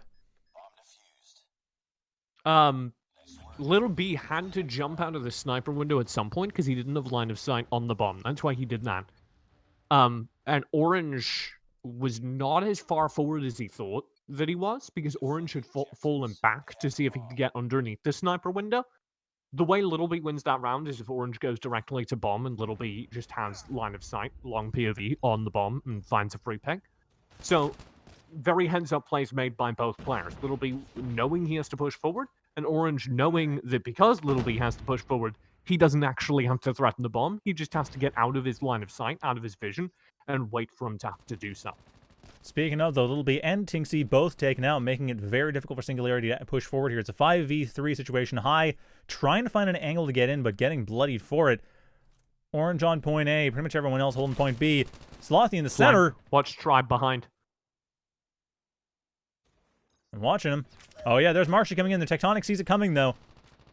Shoots back, but High get taken out in the process. Decipher and Tectonic, the only ones left. Decipher very close to death as well. Waiting for the regen, but they do manage to get the trade on Orange. Yeah, I'm not... Decipher actually very far forward. I'm not sure how I feel about this overconfidence from Tribe. Now they're in a 2v2, and a winnable one, as that's going to be a 2v1 secured. Marshy, the only one left, the one who went for the flank and started this off in the first place. Holding point A, and I don't know if Tectonic and Decipher care. They appear to be rotating for point B. Marshy certainly is expecting a rotate to point B, and they would be right. They would also be late. No, they have vision. They have control. If they can 1v1 Tectonic here. That's saying a lot, though. If you can 1v1 Tectonic, you are a top echelon of players. Which, granted, a lot of these players are. But Tectonic is just a level above. Does it. He almost does it, to be fair. Almost, yes. I'm not going to... Credit where credit's due. Marshy did a really good job. They got hits on Tectonic, which is... That's still saying something. So I don't think the rotate, the idea, hey, we're going to flank, is a bad idea. I think that's pretty heads up for Marshy and Slothy and make sure that they're remaining useful even though they're at point. I think the mistake was then there were a whole bunch of reckless peaks that came through from Tribe just because they had two players pinned in the middle of the pool area and they figured they could execute them. And that went very badly. Because if you start taking 1v1 gunfights against a team like Singularity, formerly Omen if you're just joining us, you will absolutely lose some of them. And in that case, the dice just roll against them. Now, coming into this round, I think it may have shaken their mental, as Tribe play kind of fast and loose and Singularity are just able to run over them. Yeah, and like you said about gunplay, I mean, the thing is Tectonic and Tinksy are some of the best players I've seen at short range. So trying to win the gunfights, as we were talking earlier about, difference between having a plan versus going for unpropped gunfights, you're going to have a tough time winning gunfights against Tectonic and Tinksy. mean, grenades help, as Tinksy just got taken out by one, but that's the thing. You got to go for the grenades, got to go for snipers. You can't really engage in short range. Otherwise, Tectonic and Tinksy are going to just beat anyone, just about. I would say Tribe is one of the teams that absolutely has just the raw aim to go head-to-head with Singularity. But I do think that deciding to take multiple free 1v1s in that round was their undoing. This round started good on the defense from Tribe, but things have gone badly wrong since then, as Tectonic gets a little bit too far into the back lines. And now, this B side should be open. Rim and Orange do know the bomb is headed that way, is planted that way, and are going to be working on it.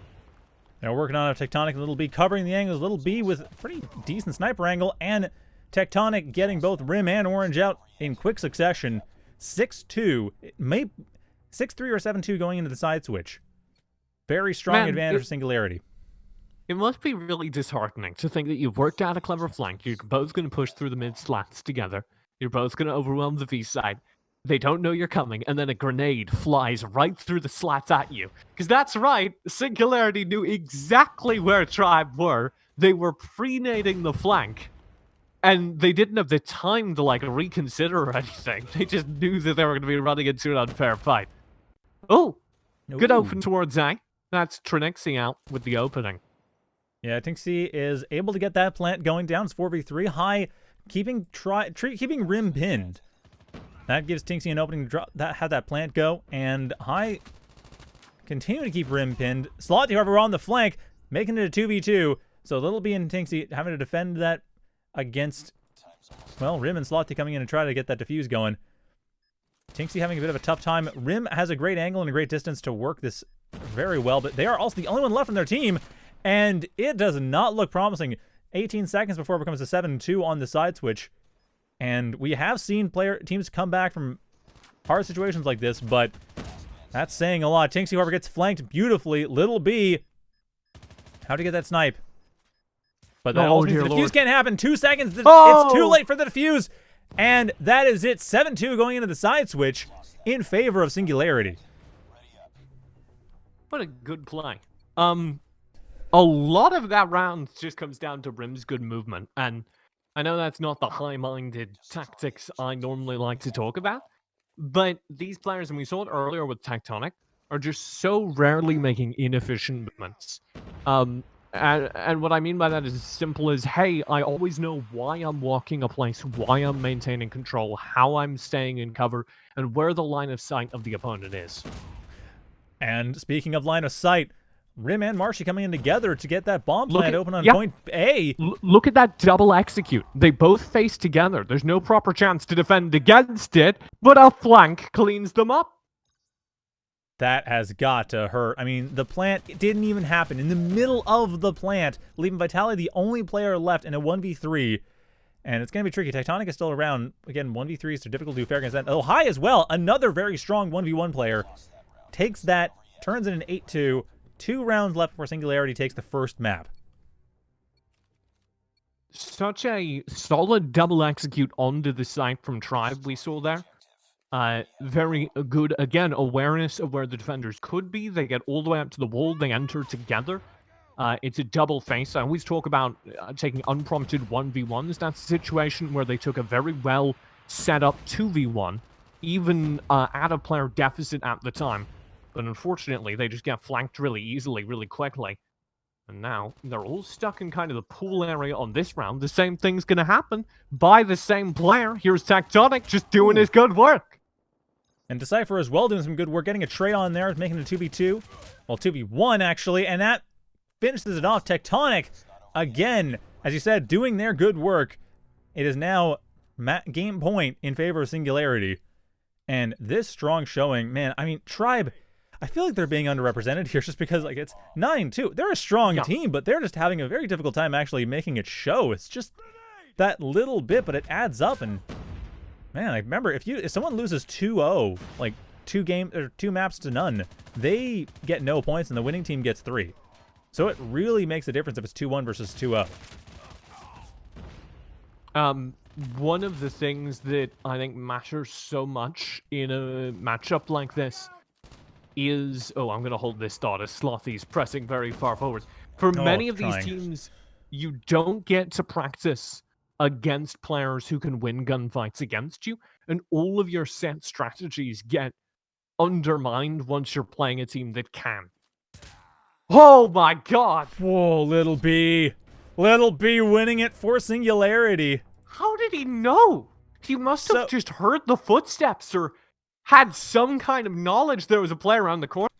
I was talking over that because I assumed they wouldn't have an idea as to the enemy position, but he just comes around the corner pre-scope and lands a beautiful shot to win the game, ending 1v1. I mean, that's... Honestly, it's... I don't know what to say. Like, this is... So, the thing is, you weren't here last week, and... Well, this is...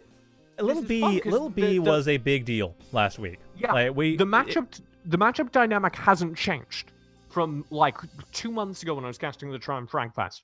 Oh. Triumph are an incredibly good team. They're an incredibly tactical team, and you can see that. But the speed of the Omen Elite side, now known as Singularity, and the just raw aim of their players overwhelms the Triumph tactics, overwhelms the skilled players on Triumph's side.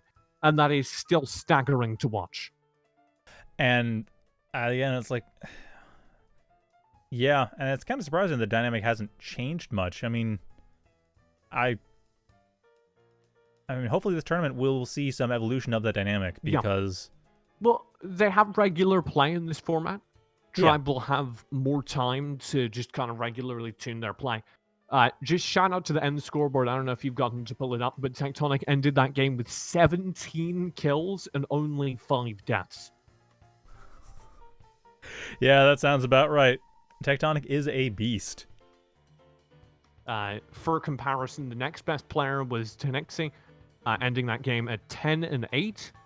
The next best player, or rather the best player over on the Tribe side of the scoreboard, was Slothy at 7 and 11. So we are going to be seeing more of that in just a minute, but we'll have a short commercial break. I think by now anyone's watching the stream regularly. Map 2, let's Familiar- go! Woo! Map 2, but after commercial. Do you have what it takes to compete against the best in the world? The best in the world. Can you make it to the top 100 in your region? How about the top 5% on your favorite console? Find out by competing on the most competitive platform in the world. DrBattles.com is where competition lives. DrBattles.com, where competition lives.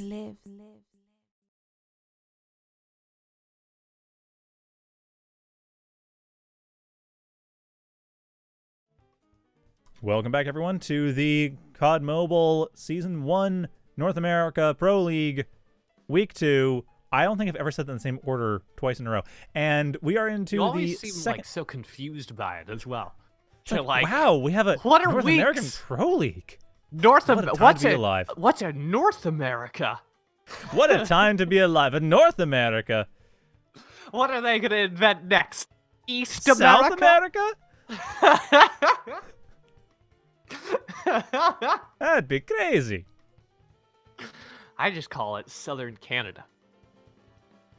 No, that's America. Oh, well, I was Yeah. trying to imply that Canada had continental dominance of its own over North America. Oh. I mean, Canada being Canada, it would try, but then it's more like every province would, like every what is now state and then a province would kind of just be arguing amongst themselves, and so dominance would be a very strong word. Hey, you know what? I'm excited to live in southern Quebec. Let's talk about this game, though.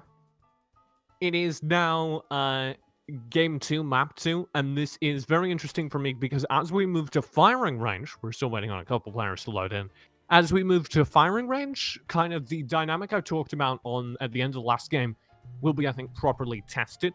I've always been very well impressed by Tribe's set executes, by the work they obviously put in behind the scenes, and I think that firing range has historically been a very strong map for them. So if they're going to take one back, then it sure helps that their map 2 is firing range.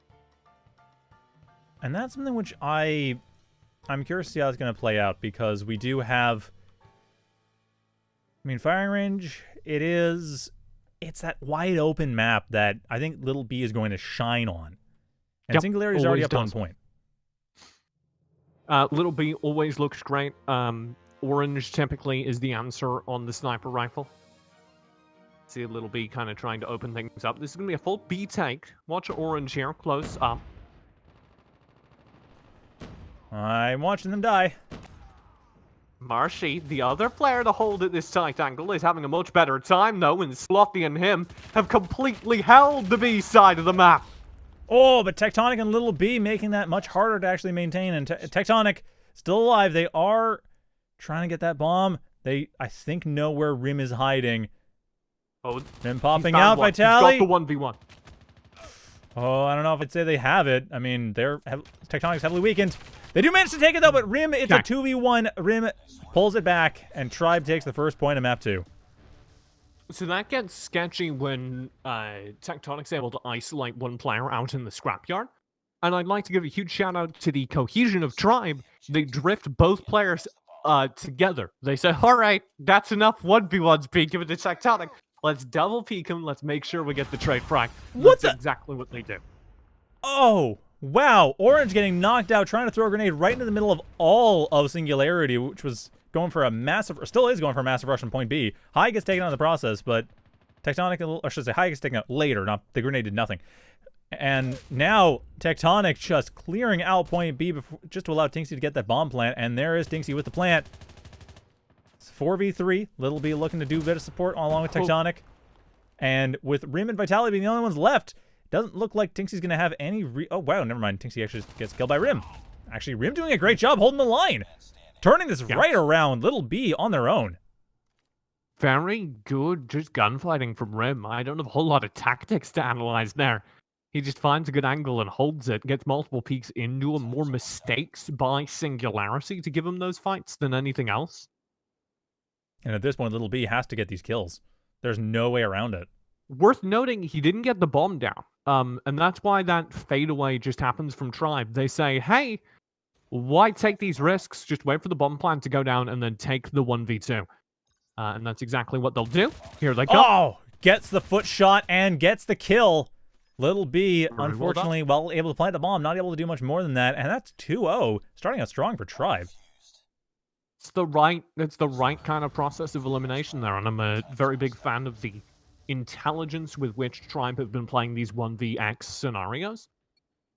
Because you do see teams, and we did see Tribe do it on map 1, occasionally just get very overconfident in a 1vx, say there's no way we lose this, and then proceed to lose it by shredding their position and control.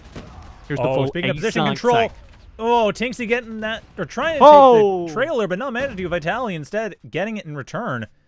Tectonic now along with High, the other one's left, and now the only one's dead. Tribe, very strong opening play. Hey! 3-0. Dominic, remember when we were watching Firing Range and I pointed to Tribe as an example of how to hold the A site because I thought they did it so well? Yeah. Well, I don't have to remember because we're seeing it right now. Yeah. That was just textbook hold through the trailer. And it's so difficult to get anything done if you're not able to take players out of the trailer, if you're not able to find positioning control. It doesn't matter how far down that big firing range over on A you are, because it's wide open. And if you don't have control of the cover nearby, you will just get flanked very easily. And that is a pretty good reason why it seems like we're getting a B push coming in here, or it looks like, well, a center push, but likely a B push coming in. It's probably going to be an A execute here, but they're taking their time with it, seeing if they can find any opportunities in the middle of the map, and with Tanksy down, they do have the opportunities, the openings they need to try and fold it elsewhere. They also have Slothy kind of isolated in the middle of the map, so they're pushing for that as well. But Slothy, while they are isolated, there's still a lot of sightlines that lead to them, so actually nailing Slothy is going to be difficult. 30 seconds. Decipher going for it. They're a bit in the back, and going for High, really wide just flank. out on the site. I mean, Little B and Tectonic trying to hold the site just to clear it out, make sure that nothing's coming in here. Marshy and Slothy, the only ones left, and no one's really in a great position to hold the site. And there it is, Decipher coming around. Got the plant. Marshy's the only one left on Tribe, and the trailer is being taken by High. It looks like Little B and Tectonic will be getting around the side. But it's a 1v3, and Marshy does not have a great defensive position to work from. This is the correct approach when you have a really good defense against you. Poke it. Find isolated people, find isolated players, and if things ever look a little weird and you're not sure you can fully engage, you're entirely within your rights to just slow down the pace of play. Take every gunfight very carefully, and that's exactly what Singularity do there.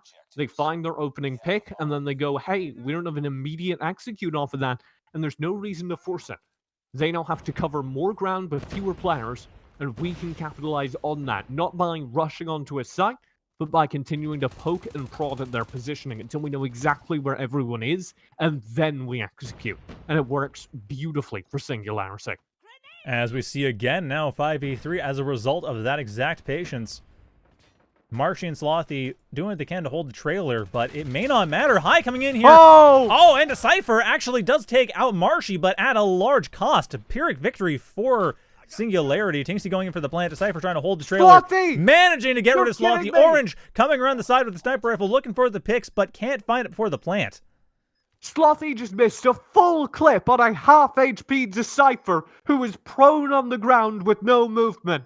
There are times I now try to put things down to tactics. That is not one of them. A big flub might have just lost the round.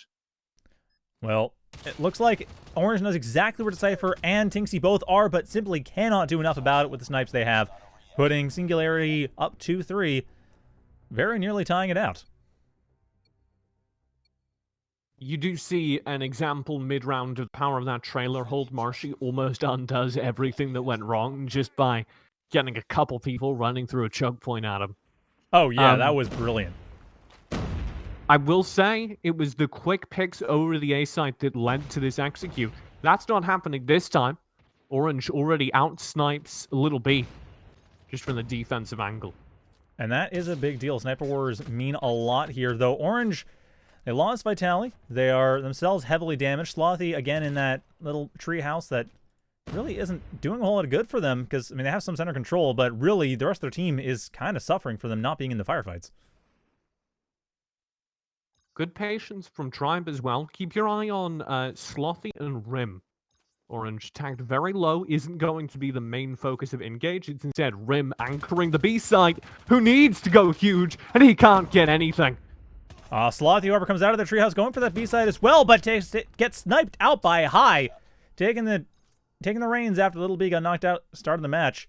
Now Orange looking for the pick, does not get it before the bomb plant happens. 20 seconds for the defuse, and Orange has got to be aggressive. I'm kind of hoping they pick up an assault rifle.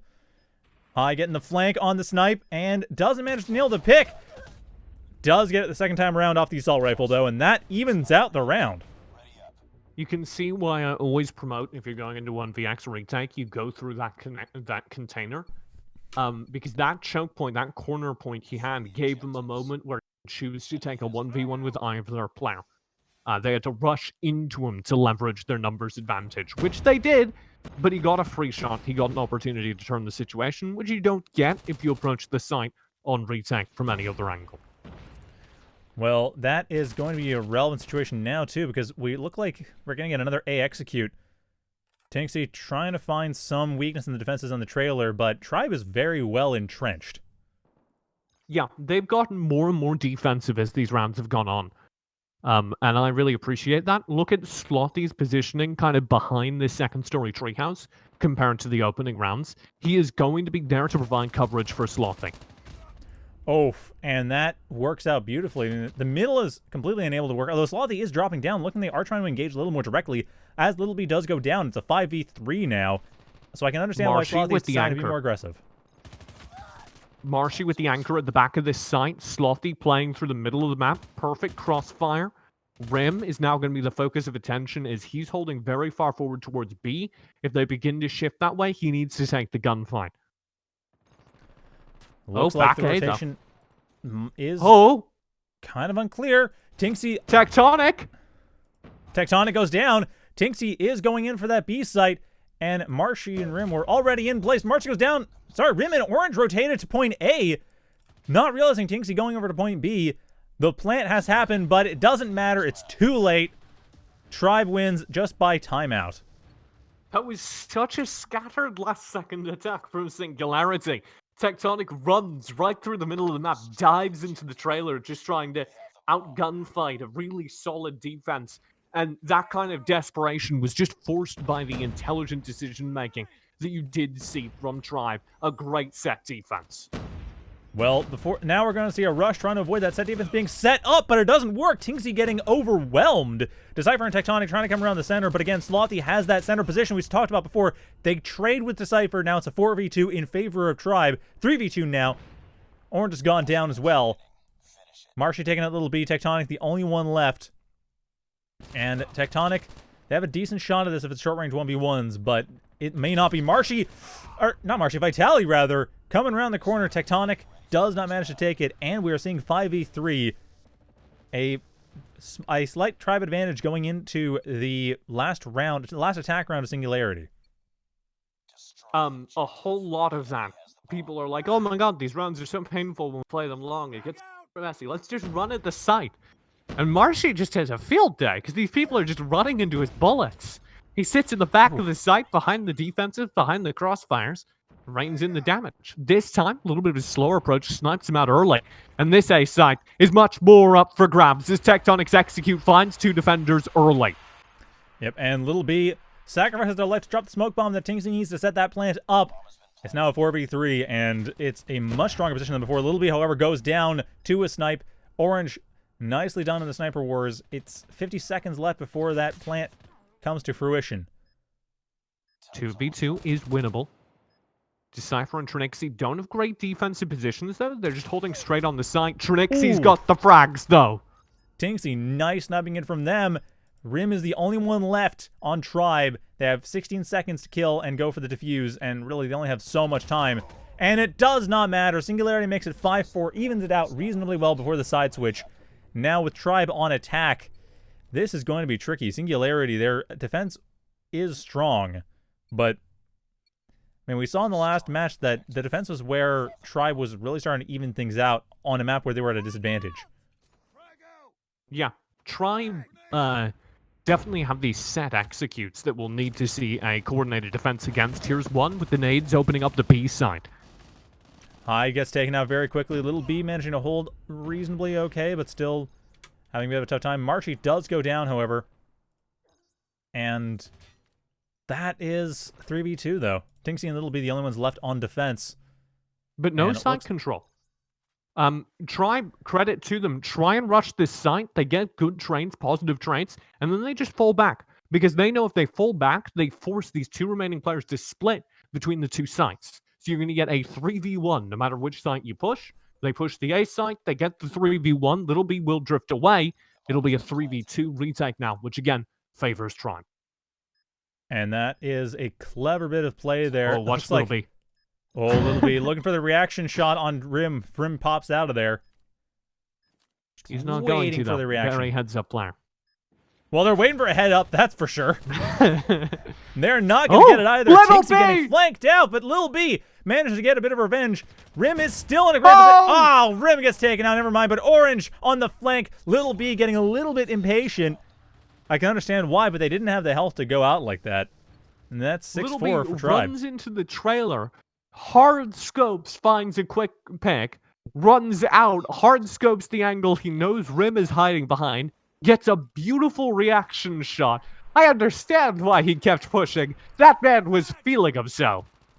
Well, hopefully not literally, or rather, the more common metaphorically. Gus. Come on. I mean, gyro aiming. Grow up. Come on. Gyro, I mean, I wouldn't recommend playing with one hand because you still need to hold on to the phone quite well. Oh my god. Quick rush by Orange. Working out very well so far. Dug into the B side. Orange, however, having a bit of a tough time getting through this. High baiting out some shots so they know where Orange is at. And High and Tinksy ready for the cover. Well, almost ready. Tinksy, however, he doesn't know facing there's the two. wrong way. Ah, he didn't nice. know there were two. He got one frag. He thought that was it. That was a nice little bait, actually, I think. High sacrificing their life, not in vain. Little B, however, does get slaughtered for nothing. Slothy, however, they have 25 seconds to plant that bomb. And Does Tectonic... he not know bombs down? I don't Tectonic know. doesn't know where bombs down. So Slothy can just scoop it up. And They're now... going for the plant. Yeah. I think Slothy's a little bit unsure because the plant is risky, but Tectonic is nowhere near. They should see that, it's a B plant. Well, he didn't have the time. I think ideally he would have wanted to go to A, but planning on B is so risky. You have to plant behind these boxes that are so easily covered. So your exit and your entrance to the plant zone is dangerous. But he gets lucky. Tectonic's on the wrong side, as you say. Now it's a fair 1v1. Although I like the fact that Tectonic was not taking the most straightforward route. Like, they started going for that, and they knew, no, this is not going to work. And, that's straight 1v1 on Slothy. And it looks like Slothy's cover choice is immaculate. And that works perfectly. 7-4 in favor of Tribe. Slothy knowing how to keep moving so the wallbangs aren't hurting him behind cover there. Stays mobile, stays behind cover, and then pushes up real close to the tight angle and just nails a perfect burst in the head. What good shooting. Yeah, and I gotta say, the use of that car cover was brilliant. Just perfectly done. Trailer getting harassed a little bit, though. This is an A-site execute. It is getting slightly, getting harassed a little bit, but not really shut down. Little B doing what they can. Watch Goes for Tectonic. pick shot. Nice kill. Little B still alive. Tectonic still alive. Going for the... never mind. Tectonic does go down. Orange and Slothy managed to take that trailer, but that's not going to last for long. Decipher taken out both of them, leaving Vitali as the only one left. So Tribe is going to have a very difficult time maintaining this attack momentum. And with that, it looks like we're going to finally see a defensive point coming in for Singularity. Oh my lord, the ranged fight from Vitali. He almost outsnipes Little B, but can't land the final bullet. Nope, and Hive gets the revenge. That attack from Tribe, I think, actually looked really good. But there's a couple of things that go wrong. Tectonic gets caught out on the rotate. Good heads-up play. They get that communication to shut him down. Slothy and Orange, I believe, had the trailer control. But they both went for a simultaneous reload. And Decipher just walks in on them both reloading and says, all right. I guess I'll kill you then. Is this Christmas? Apparently. The only gift is death, though. It's a pretty dark Christmas. Much like my Christmases. I mean, maybe don't necessarily Christmas in the Arctic Circle. B-site will be visible as a target here for Tribe. Well, they're going for it. It's 4v4. Decipher going for the nice slide shots, getting themselves killed stylishly, but they do manage to get a trade. Or at least open things up for High to get the trade for them. High takes the trade from the back of the site. Vitally on low HP will connect with the headshot. That's the site control to them if they can grab Tectonic. And they do, but Little B gets the trade. Marshy versus Little B, and Marshy not very confident they can take that. Going around for the flank, trying to take out Little B. Little B, I'm not sure how aware they are of this. They're clearly suspicious. They know that there's something up. In fact, they might be suspicious about a possible A rotate, and that is exactly what is happening. Yeah, if you take this fight fair, the B site is much harder to hold. Marshy here has multiple different places he can just prone and be safe. One of them is here inside this trailer, which I like. If he goes into the trailer or he sits behind the box on site, he's pretty much safe from any angle other than the long rotate. Well, that's exactly what we're going to see Marshy... Well, actually, not exactly. We're going to see Little B go for the nade toss. Late nade. Good close angle. Oh. It's through the trailer. Setting up that 18 seconds. Setting up the double back. Going for the defuse directly. Oh, no. No, that'd be too risky. Oh, Marshy! They're going to double back out of the trailer. And they don't get the angle right. Little B takes it. That's going to be another defensive point. But there's no time. The movement from Marshy. He just needs to stay alive. What a good play from him. Yeah, that's always the tricky thing when it comes to that timer. It's deceptive because it takes about 4 or 5 seconds to defuse the bomb. If the timer goes below that, then you have no chance. Marshy doesn't stop and take those gunfights, just stays moving from cover to cover. He knows given Little B's kit, as long as he keeps moving, he probably won't die. And he's able to keep himself ahead of the odds and keep his team ahead of the score. Brilliantly done. That's 2 more rounds before Tribe evens out the match. It is looking a little bit in favor of Tribe, though. I mean, we may be seeing match point in a few short moments. We have Tribe see- trying to assault around, rotate here, coming in from onto the point A. So B site is held right now by Tribe, but in order to get the bomb down, they'd have to just run into a firing range, so they're not taking that risk. Instead, they send Slothy out to secure A site, and he does. Now it'll be a full rotate. I love this map awareness. The one problem is Tectonic, who's weaseled his way into their backlines. Oh, and Tinksy as well, but Tinksy gets taken out in the process. So it's Tectonic 1v4, and that is not going to work out. Foot shots do not win the match, and Slothy pulls it up to match point. Or game point, rather. Can you say 2 map 3s in a single day, Dominic? 2 map 3s in a single day, Dominic. Nice. All I would say, because one more round from Tribe, and we'd be going all the way to map 3. And it looks like that is likely to happen. Tribe already going for that A side assault. And remember, Tribe doesn't have to be super careful with this. They just need to win one of these. Good nade opens things up on the defense, though. Taking up vitally on the poke. Oh, but it's 2v4. Little B needs to get some really immaculate snipes. And unfortunately, they in fact get bullets to the back of the head. Not what they want. And that gives my Tribe God! the win. Bringing them up to a 1-1. We are going to be moving on to Standoff, where aggression wins everything. And I think Singularity will have a bit of an advantage there because of Tinksy and Tectonic and short-range combat. But honestly, I don't know how to call this because Tribe did brilliantly last time we saw them on that map. So this is going to be an even match on Standoff. It's going to be brilliant. But let's talk about this last round. Marshy, just the mechanics. Marshy pulled off that last map. I am maybe in love.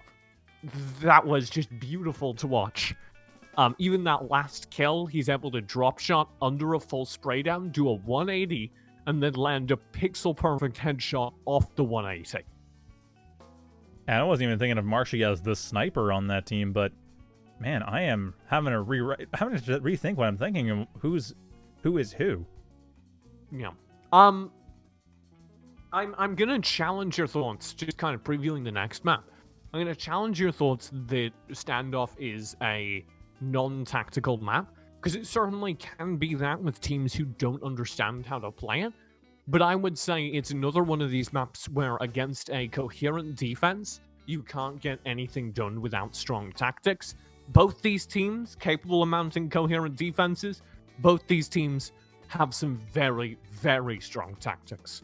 You're right, and I did speak too soon because the last time we saw Tribe versus what was Singularity at the time, now is, other than Decipher, no longer in the tournament, is that Tribe did a really good job knowing how to use the sightlines on Standoff. And new Singularity, previously Omen, we saw already on Raid that they're as well very skilled, not so much at the sightline management, they're good at that, but they're more skilled at knowing where to be and when to be there. So it's going to be an interesting thing. I think we're going to see a lot of sniper wars, like Little B and Marshy just trying to find that perfect angle and then taking the advantage off that. Yeah, it's going to be a lot of fun to watch. I will say most likely orange on the sniper rifle. Marshy's normally playing that kind of anchor role. Yeah, that makes sense. Look towards him with control around the B side of the map, which is going to be very important. So we'll be back to that in a few minutes, or in a minute, but first the commercial, and then we'll be back with game. Do you have what it takes to compete against the best in the world? The best in the world. Can you make it to the top 100 in your region? How about the top 5% on your favorite console? Find out by competing on the most competitive platform in the world. DrBattles.com is where competition lives. DrBattles.com, where competition lives.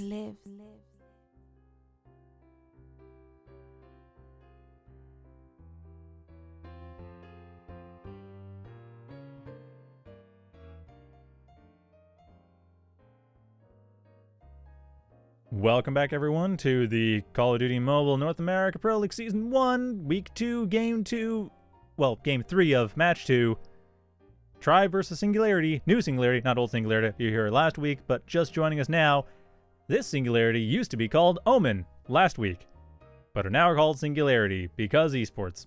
Anyway, I am Dominic. I'm currently joined by TJ, but he is currently getting some water. So once he gets back, we'll be getting going with this third and final round on Standoff, a map which I am very excited to see because last week we saw Tribe doing an amazing job controlling it, but Singularity, or Omen rather, they have amazing short-range combat, and they have really strong map awareness, which are both absolutely critical on Standoff just because of how small the map is and how, therefore, tight every single bit of movement is, every single shot, every single decision made regarding how to position your team becomes the utmost importance when playing on this map.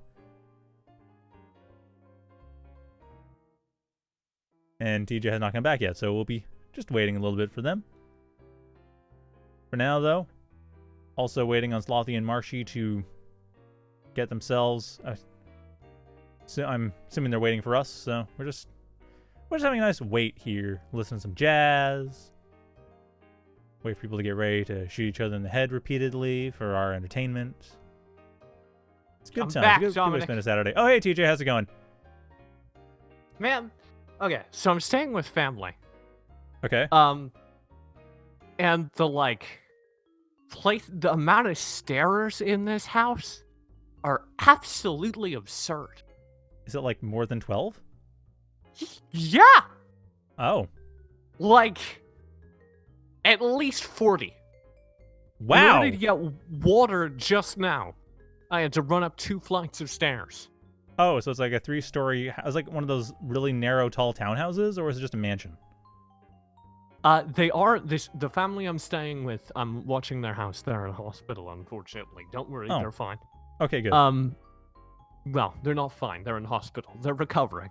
They're not dead or dying. They're having a good time in hospital, but I'll admit that that's a low bar. Anyway, they are quite wealthy, so this is a very large house. It's not, I don't think, a mansion by like.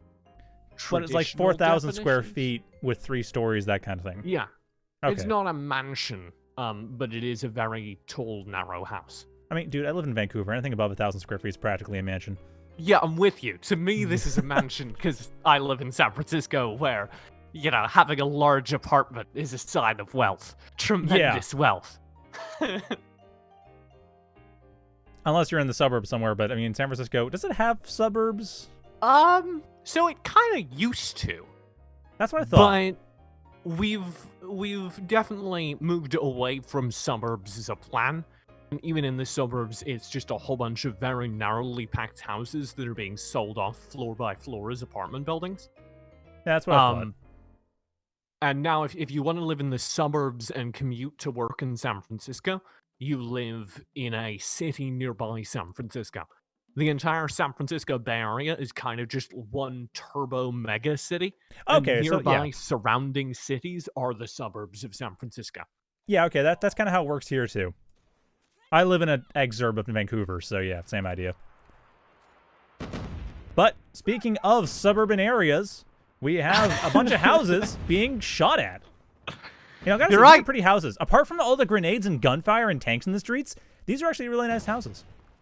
They're Or just imagine they saying would that be. because you live in urban hell.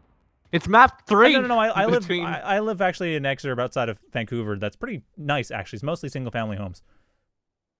It's map 3 between Triumph and Singularity. And this is, as you say, a pretty house map. Normally, Standoff can go one of 2 ways. It can either be full rush down or full tactics. Like, there's almost no in between.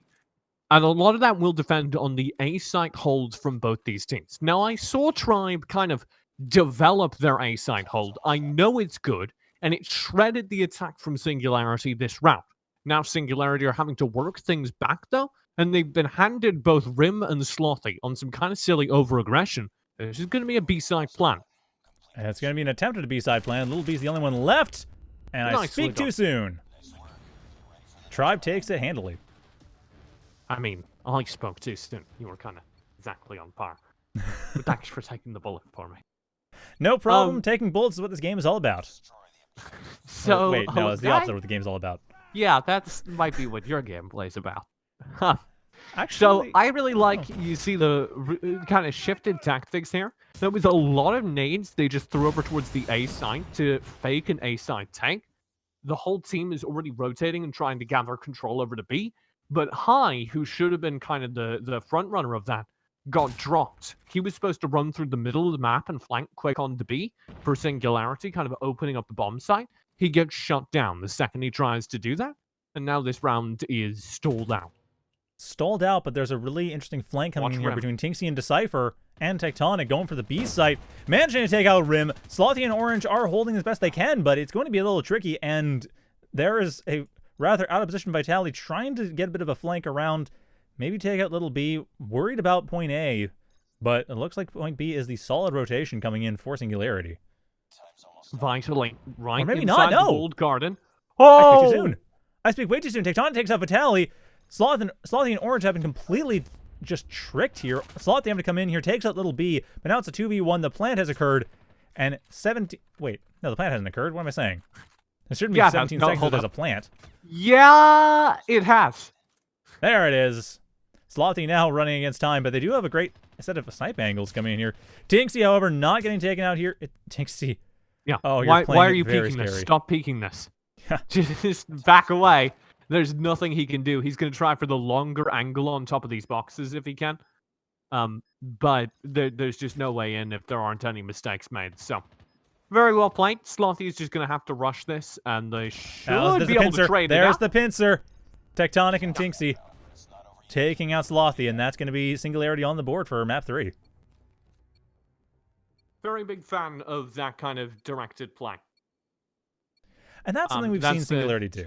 It's nice to see now. Well, I didn't think they had a shot in that round, to be perfectly honest, after the opening went so badly. But their awareness and control of the round as it spiraled what should have been out of control was really good. They shoved their way over towards the B side, they got Rim, and then they fell off rather than continuing to press the choke point. This time, their leading player, High, again gets taken out as he's trying to create space for the rest of the team. So that's a pattern, and it's a bad one. I gotta say, I'm curious about Little B's positioning. I kind of get it. A lot of times snipers will, like, kind of as a first-order strategy, they'll hang out in the house just behind where Little B's at. And that's a really easy place to counter-snipe. But at the same time, Little B's having a very difficult time actually finding the necessary angles to take out members of Tribe. They do manage to take out Marshy, though. Nice body shot. Try to go for Vitality through the wall, but unfortunately this game does not handle wall penetration.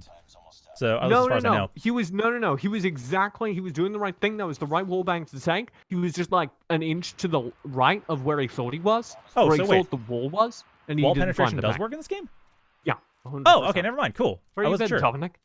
Well, I know other Call of Duty games it works. I just didn't know if COD Mobile had it work. Yes. COD Mobile, good handle. He was just a little bit too far to the right, and he thought he'd checked the angle with that wallbang. He probably wouldn't have gotten the kill, but he would have definitely gotten the marker. And because he didn't get the marker, he thought there was nobody there. Runs into the site. Now, Tribe of decent trading. Right, okay. Yeah, it actually makes everything make a lot... Because I thought wallbanging was a thing. I just wasn't sure for some reason. Because I guess I thought that the mobile version would just have less power and thus would sacrifice things like wallbangs. Maximum wall penetration! Coming soon to a phone near you. Just make sure to be at home when you do it. Yeah. I mean, it's not a good idea to be playing games at work anyway. Not behind a thin home wall. Thick home wall. Yeah. Good. Couple of cinder blocks, barrier thick. Oh my god. I'm just watching Orange with a few snipes down the center of the map here. So this is better. And what I mean by better is that High is still alive. But Singularity haven't been able to execute a full attack this round. They played it much more slowly. And Tribe are benefiting, I think, from this. Rim in trouble, though. Yeah, you say that, but High being alive means that they can take out Rim. They can turn around the side, just trying to bait out something, just waiting. They know that that Tribe expects High to come around the side, and High's not doing that. And because they've taken this slower approach, they have a little bit more map control than usual. Both Orange and Rim taken out. Here's Slothy to hold B side. Oh, Decipher gets taken out, but High gets revenge. Marshy and Vitality, the only ones left. coming around rotation on A, but it's not going to work. Vitaly actually going for B, never mind. But Vitaly goes down. Marshy can't do much. Tinksy holding everything out. What's there going to... You asked me earlier, how do you take a B site on Standoff? That's how. That's exactly how. That is textbook. They didn't even have to use a whole lot of nades for it. You can have a really slow and steady take if you control the side of the map and just shove in through your side alleyways. That's very true. You got to be very careful when it comes to exact cover and positioning, but I don't think any of the players on Singularity are going to have a hard time maintaining proper positioning. Man, I've just realized something disastrous. Oof. Well, Tectonic goes down. What's my disastrous phone's besides at Tectonic 2%, being blown so to I'm pieces gonna by a have to- grenade? I'm going to have to go run and get a charging cable. You're in charge. I'll be right back. Okay, so as TJ goes out to get a charge cable, Little B nails a nice wallbang shot. Orange goes down. Slothy is also taken out. Tinksy looks to be rotating to point A, and that is spot. No, fake rotation to point A. Are they double faking? They are not double faking. Indeed, it is point B is the proper rotation. Does not manage to get shots in on Rim, but it does point out where Rim is. Decipher taking out Rim instead. Marshy in a bit of a firefight, managing to keep themselves alive, but Decipher taken from behind. Vitaly coming in to try to take out Decipher as well, but Little B puts a stop to that, and Singularity now 4-1. Getting after what seemed like an unstoppable Tribe round on firing range, Singularity is just not letting Tribe get any points after that first one here on Standoff. Now we're seeing Vitaly again go for that split defense, setting up point A a little bit, setting up point B a little bit stronger. Slothy is much more concerned about that, and it looks like TJ has returned, if that snap is any indication. Yes. And oh my god, are there a lot of stairs. What a good side execute, though. Oh, man. I mean, this push overall from Singularity has just been absolutely brilliant. And you missed last time, too, where Tinksy went for that. They went for a fake on A, and then just double backed, went to B, and dropped it there, and it worked out beautifully. Complete control taken. Rim's the last player alive, and he will melt. And I think we're seeing a little bit of a... limit of the Tribe play style. I want to see Tribe playing a little bit more aggressive on their defenses here. I want to see them take advantage of the slower pace we're seeing from Singularity. The second they pause, the second they try and open up entryways, I want to see Tribe start to get aggressive and information find. Discover where the setup is and isolate the attackers to the staging areas so they can't just engage at will and have these perfect pincer maneuvers. But that's exactly what's happening. Orange, the only one left on Tribe as a result, and Singularity, I mean, they already had an advantage going into the side switch, but now it's an even wider advantage. Every single, I mean, it could be 8-1 by the time we get to the side switch, which is what we saw on Raid, actually. And, well, Singularity took that one handily. So I am not sure how Tribe's going to deal with this, other than, like you said, TJ, adding that aggression and trying to find information. If somebody's playing really aggressive against you, if you're attacking and the defenders are playing really aggressive, you pause. But if the attackers start playing really defensive, you also need to play aggressive into that. You need to understand exactly where they are, and don't fight them while they're holding those defensive angles, but squish them out of their map control, so they have a limited amount of area to launch attacks from, and you can just execute them once they leave their cover. Well, that doesn't seem to be what's happening here. Tribe won some pretty handy early gunfights. Decipher and High remaining alive, though.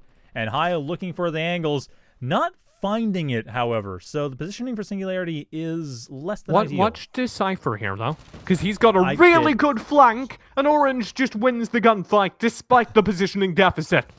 However, that is a signal for High to come in here and get themselves murdered as well, putting Tribe back on the board. So it was a little bit of what I was talking about. The early aggression from Tribe meant that they understood where Singularity were, and they're able to commit all their defenses over towards the B side. I will say I would have liked to see a little bit more. They still kind of froze up and held their defensive angles as opposed to pressuring the last two remaining players. I want to be clear when I say pressure, I don't mean fight. I mean just press. Make sure you know where they are. Right. And that's And that's something I don't know if a lot of the players really ever think to take advantage of that. It doesn't feel like it. It feels like A-side even execute. with Tribe, we're seeing all or nothing kills, but this is kind of turning into nothing. Decipher and Tectonic are the only ones left on... Oh, Tribe might be able to turn this into a 6-3 on the side switch. Looks like that is exactly what's going to happen. So Tribe still down, but they are now on attack. Yeah, so that was what I was kind of asking for on that A-side hold. They say, okay, you're pushing in at us. Sure, this is scary, but we're going to hold this angle very tight against you, and we're not going to give ground. And whilst we've got this entire push kind of shoved up, held here, there's a flank coming in to clean up everything else. That's the kind of understanding of where your enemy is that makes defense so easy.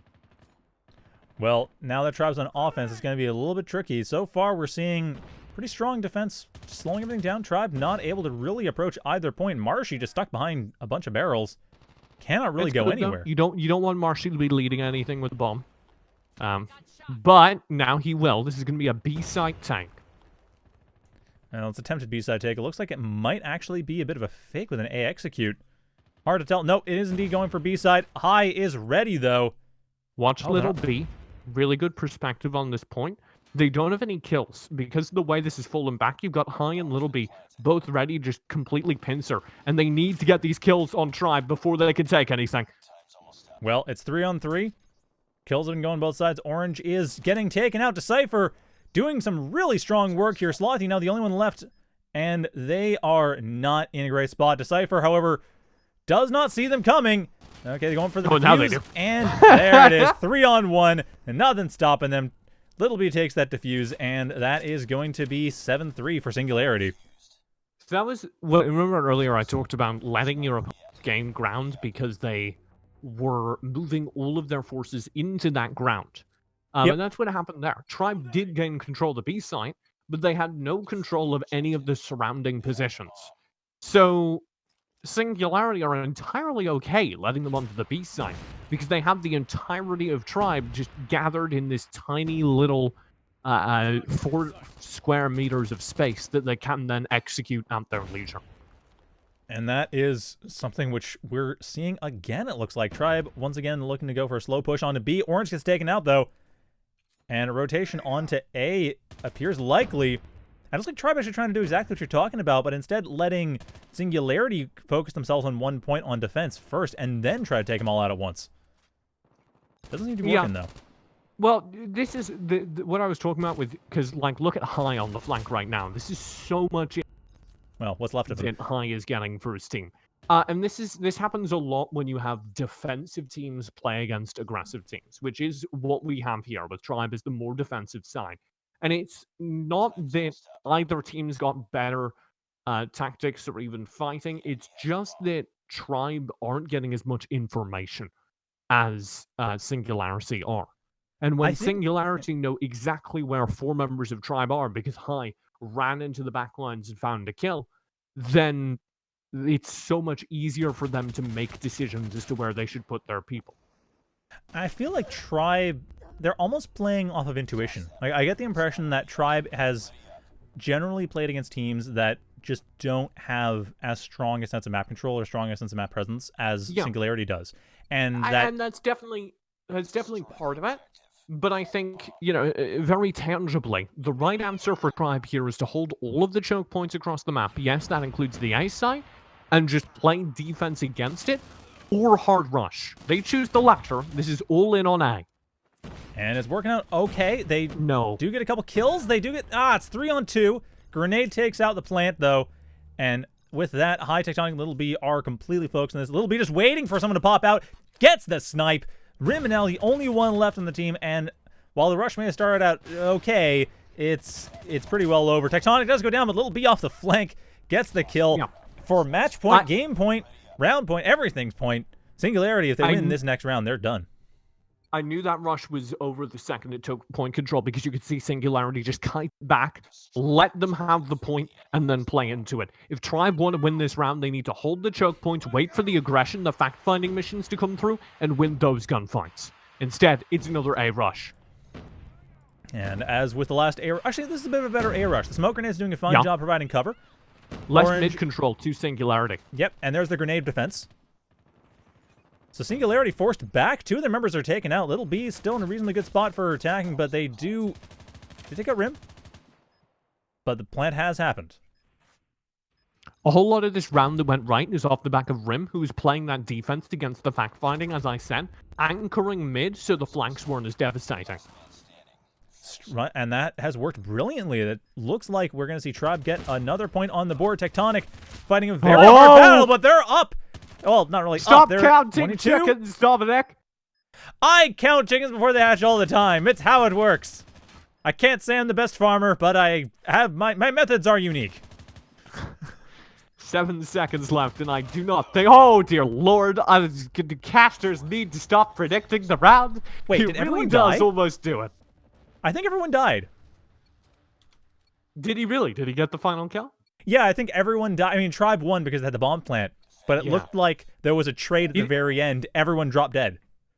He didn't have the time, but man, a heroic effort by Tectonic. But this goes to a point. Tribe, the way you beat this fact-finding aggression is you wait for that aggression to come through and then you punish it. And they did that time by pushing through, hard take of the A side, and then you would Rim kind of anchoring. This time that hasn't gone as well, as Orange is shut down trying to gain that initial control. And already you can see the pressure. Watch Slothy as he tries to defend against the fact-finding pressure. Well, Tectonic coming in here, having a bit of a hard time as Vitali comes in to help out. But Tectonic... They've got him! They're dead. They're down. It's That's what they needed to do. Shut down the fact-finding pressure. Now threaten A again. Force this defending Singularity side into as small a space as possible, having to defend the A side. Then they can execute wherever they like. Well, I don't see that happening. B site seems to be the point of choice, and it's been very obviously communicated. They have to take A. They can't take B from that position, and they are taking A. Making the right call. Trinxie is going to be the point of contact. And I think Tinksy is... Yeah, there it is. About to say Tinksy, not a good point of contact if you want to actually take a point. And not only that, the bomb's right there. Tinksy's got full control over the bomb. This is basically it. Singularity, 10 seconds. Yeah, unless Rim can take out Tinksy, grab the bomb, and plant it. It's not happening. Ooh. And indeed, there's Little B taking the win. Singularity takes it, and, well, it's 2 points to 1. Nicely done, Singularity.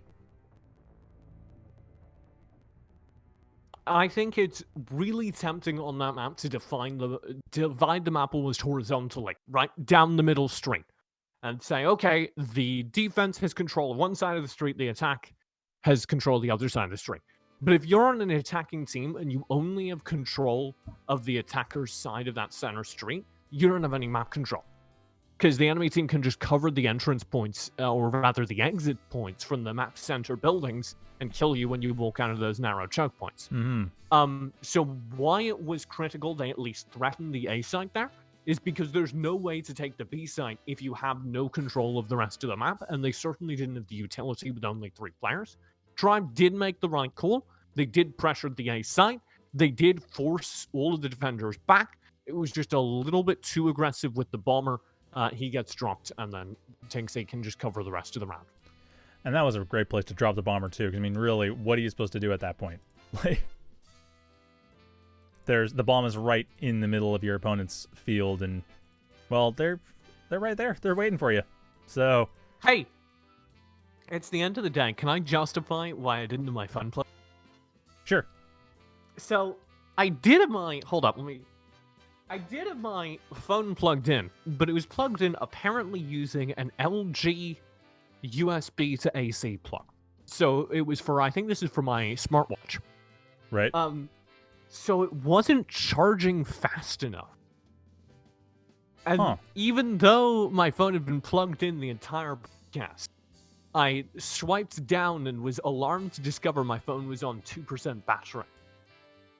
So it was just discharging faster with the game than was charging through the wall socket. Which is wild. And then I had to run and get a different plug. Huh. Well, that's good to know. Anyhow, on that note, I suppose be careful with your wall chargers. Make sure you know how much it's charging so you don't have issues like this. And come back tomorrow when we're going to be doing more matches, hopefully with fully charged phones. Well, actually, hopefully we'll be able to get something working where we don't need a phone, but that's wishful thinking right now. Anyway, so we're going to be tomorrow, not next week. Tomorrow we'll have Infinex versus Matrix. Hey, I know it says Dominic. status quo, but it's Matrix. And then Merciless GG versus Enemy. Yes, TJ, what's up? Sunday is the first day of the next week. Yeah, I'm right. Okay. Look at a calendar. I mean, A, that depends on which calendar you're looking at, and B, Look at I don't want to my imply that it's calendar. a week from now. That's going to be a different set of matches that I'm not going to go over right now. But this set of matches, Infinex versus Matrix, despite the fact that it says status quo, and Merciless GG versus Enemy. But for now, congratulations to Singularity and to... Big- What, I want to say status quo? Yeah. Yeah, it was status quo. It was like 10-9. Big It was super close. congratulations to Singularity in particular, because that was some of the strongest COD Mobile I've seen so far. Like, ever. Absolutely. So I'm really excited to see more from the Singularity team. I think by now they are de facto the team to beat. I'm just looking at the schedule right now. The next time they will play will be on March 8th. So there's some time to go before you get another peek at that roster. But we will have those games tomorrow where we can see some of the challenger teams kind of coming up.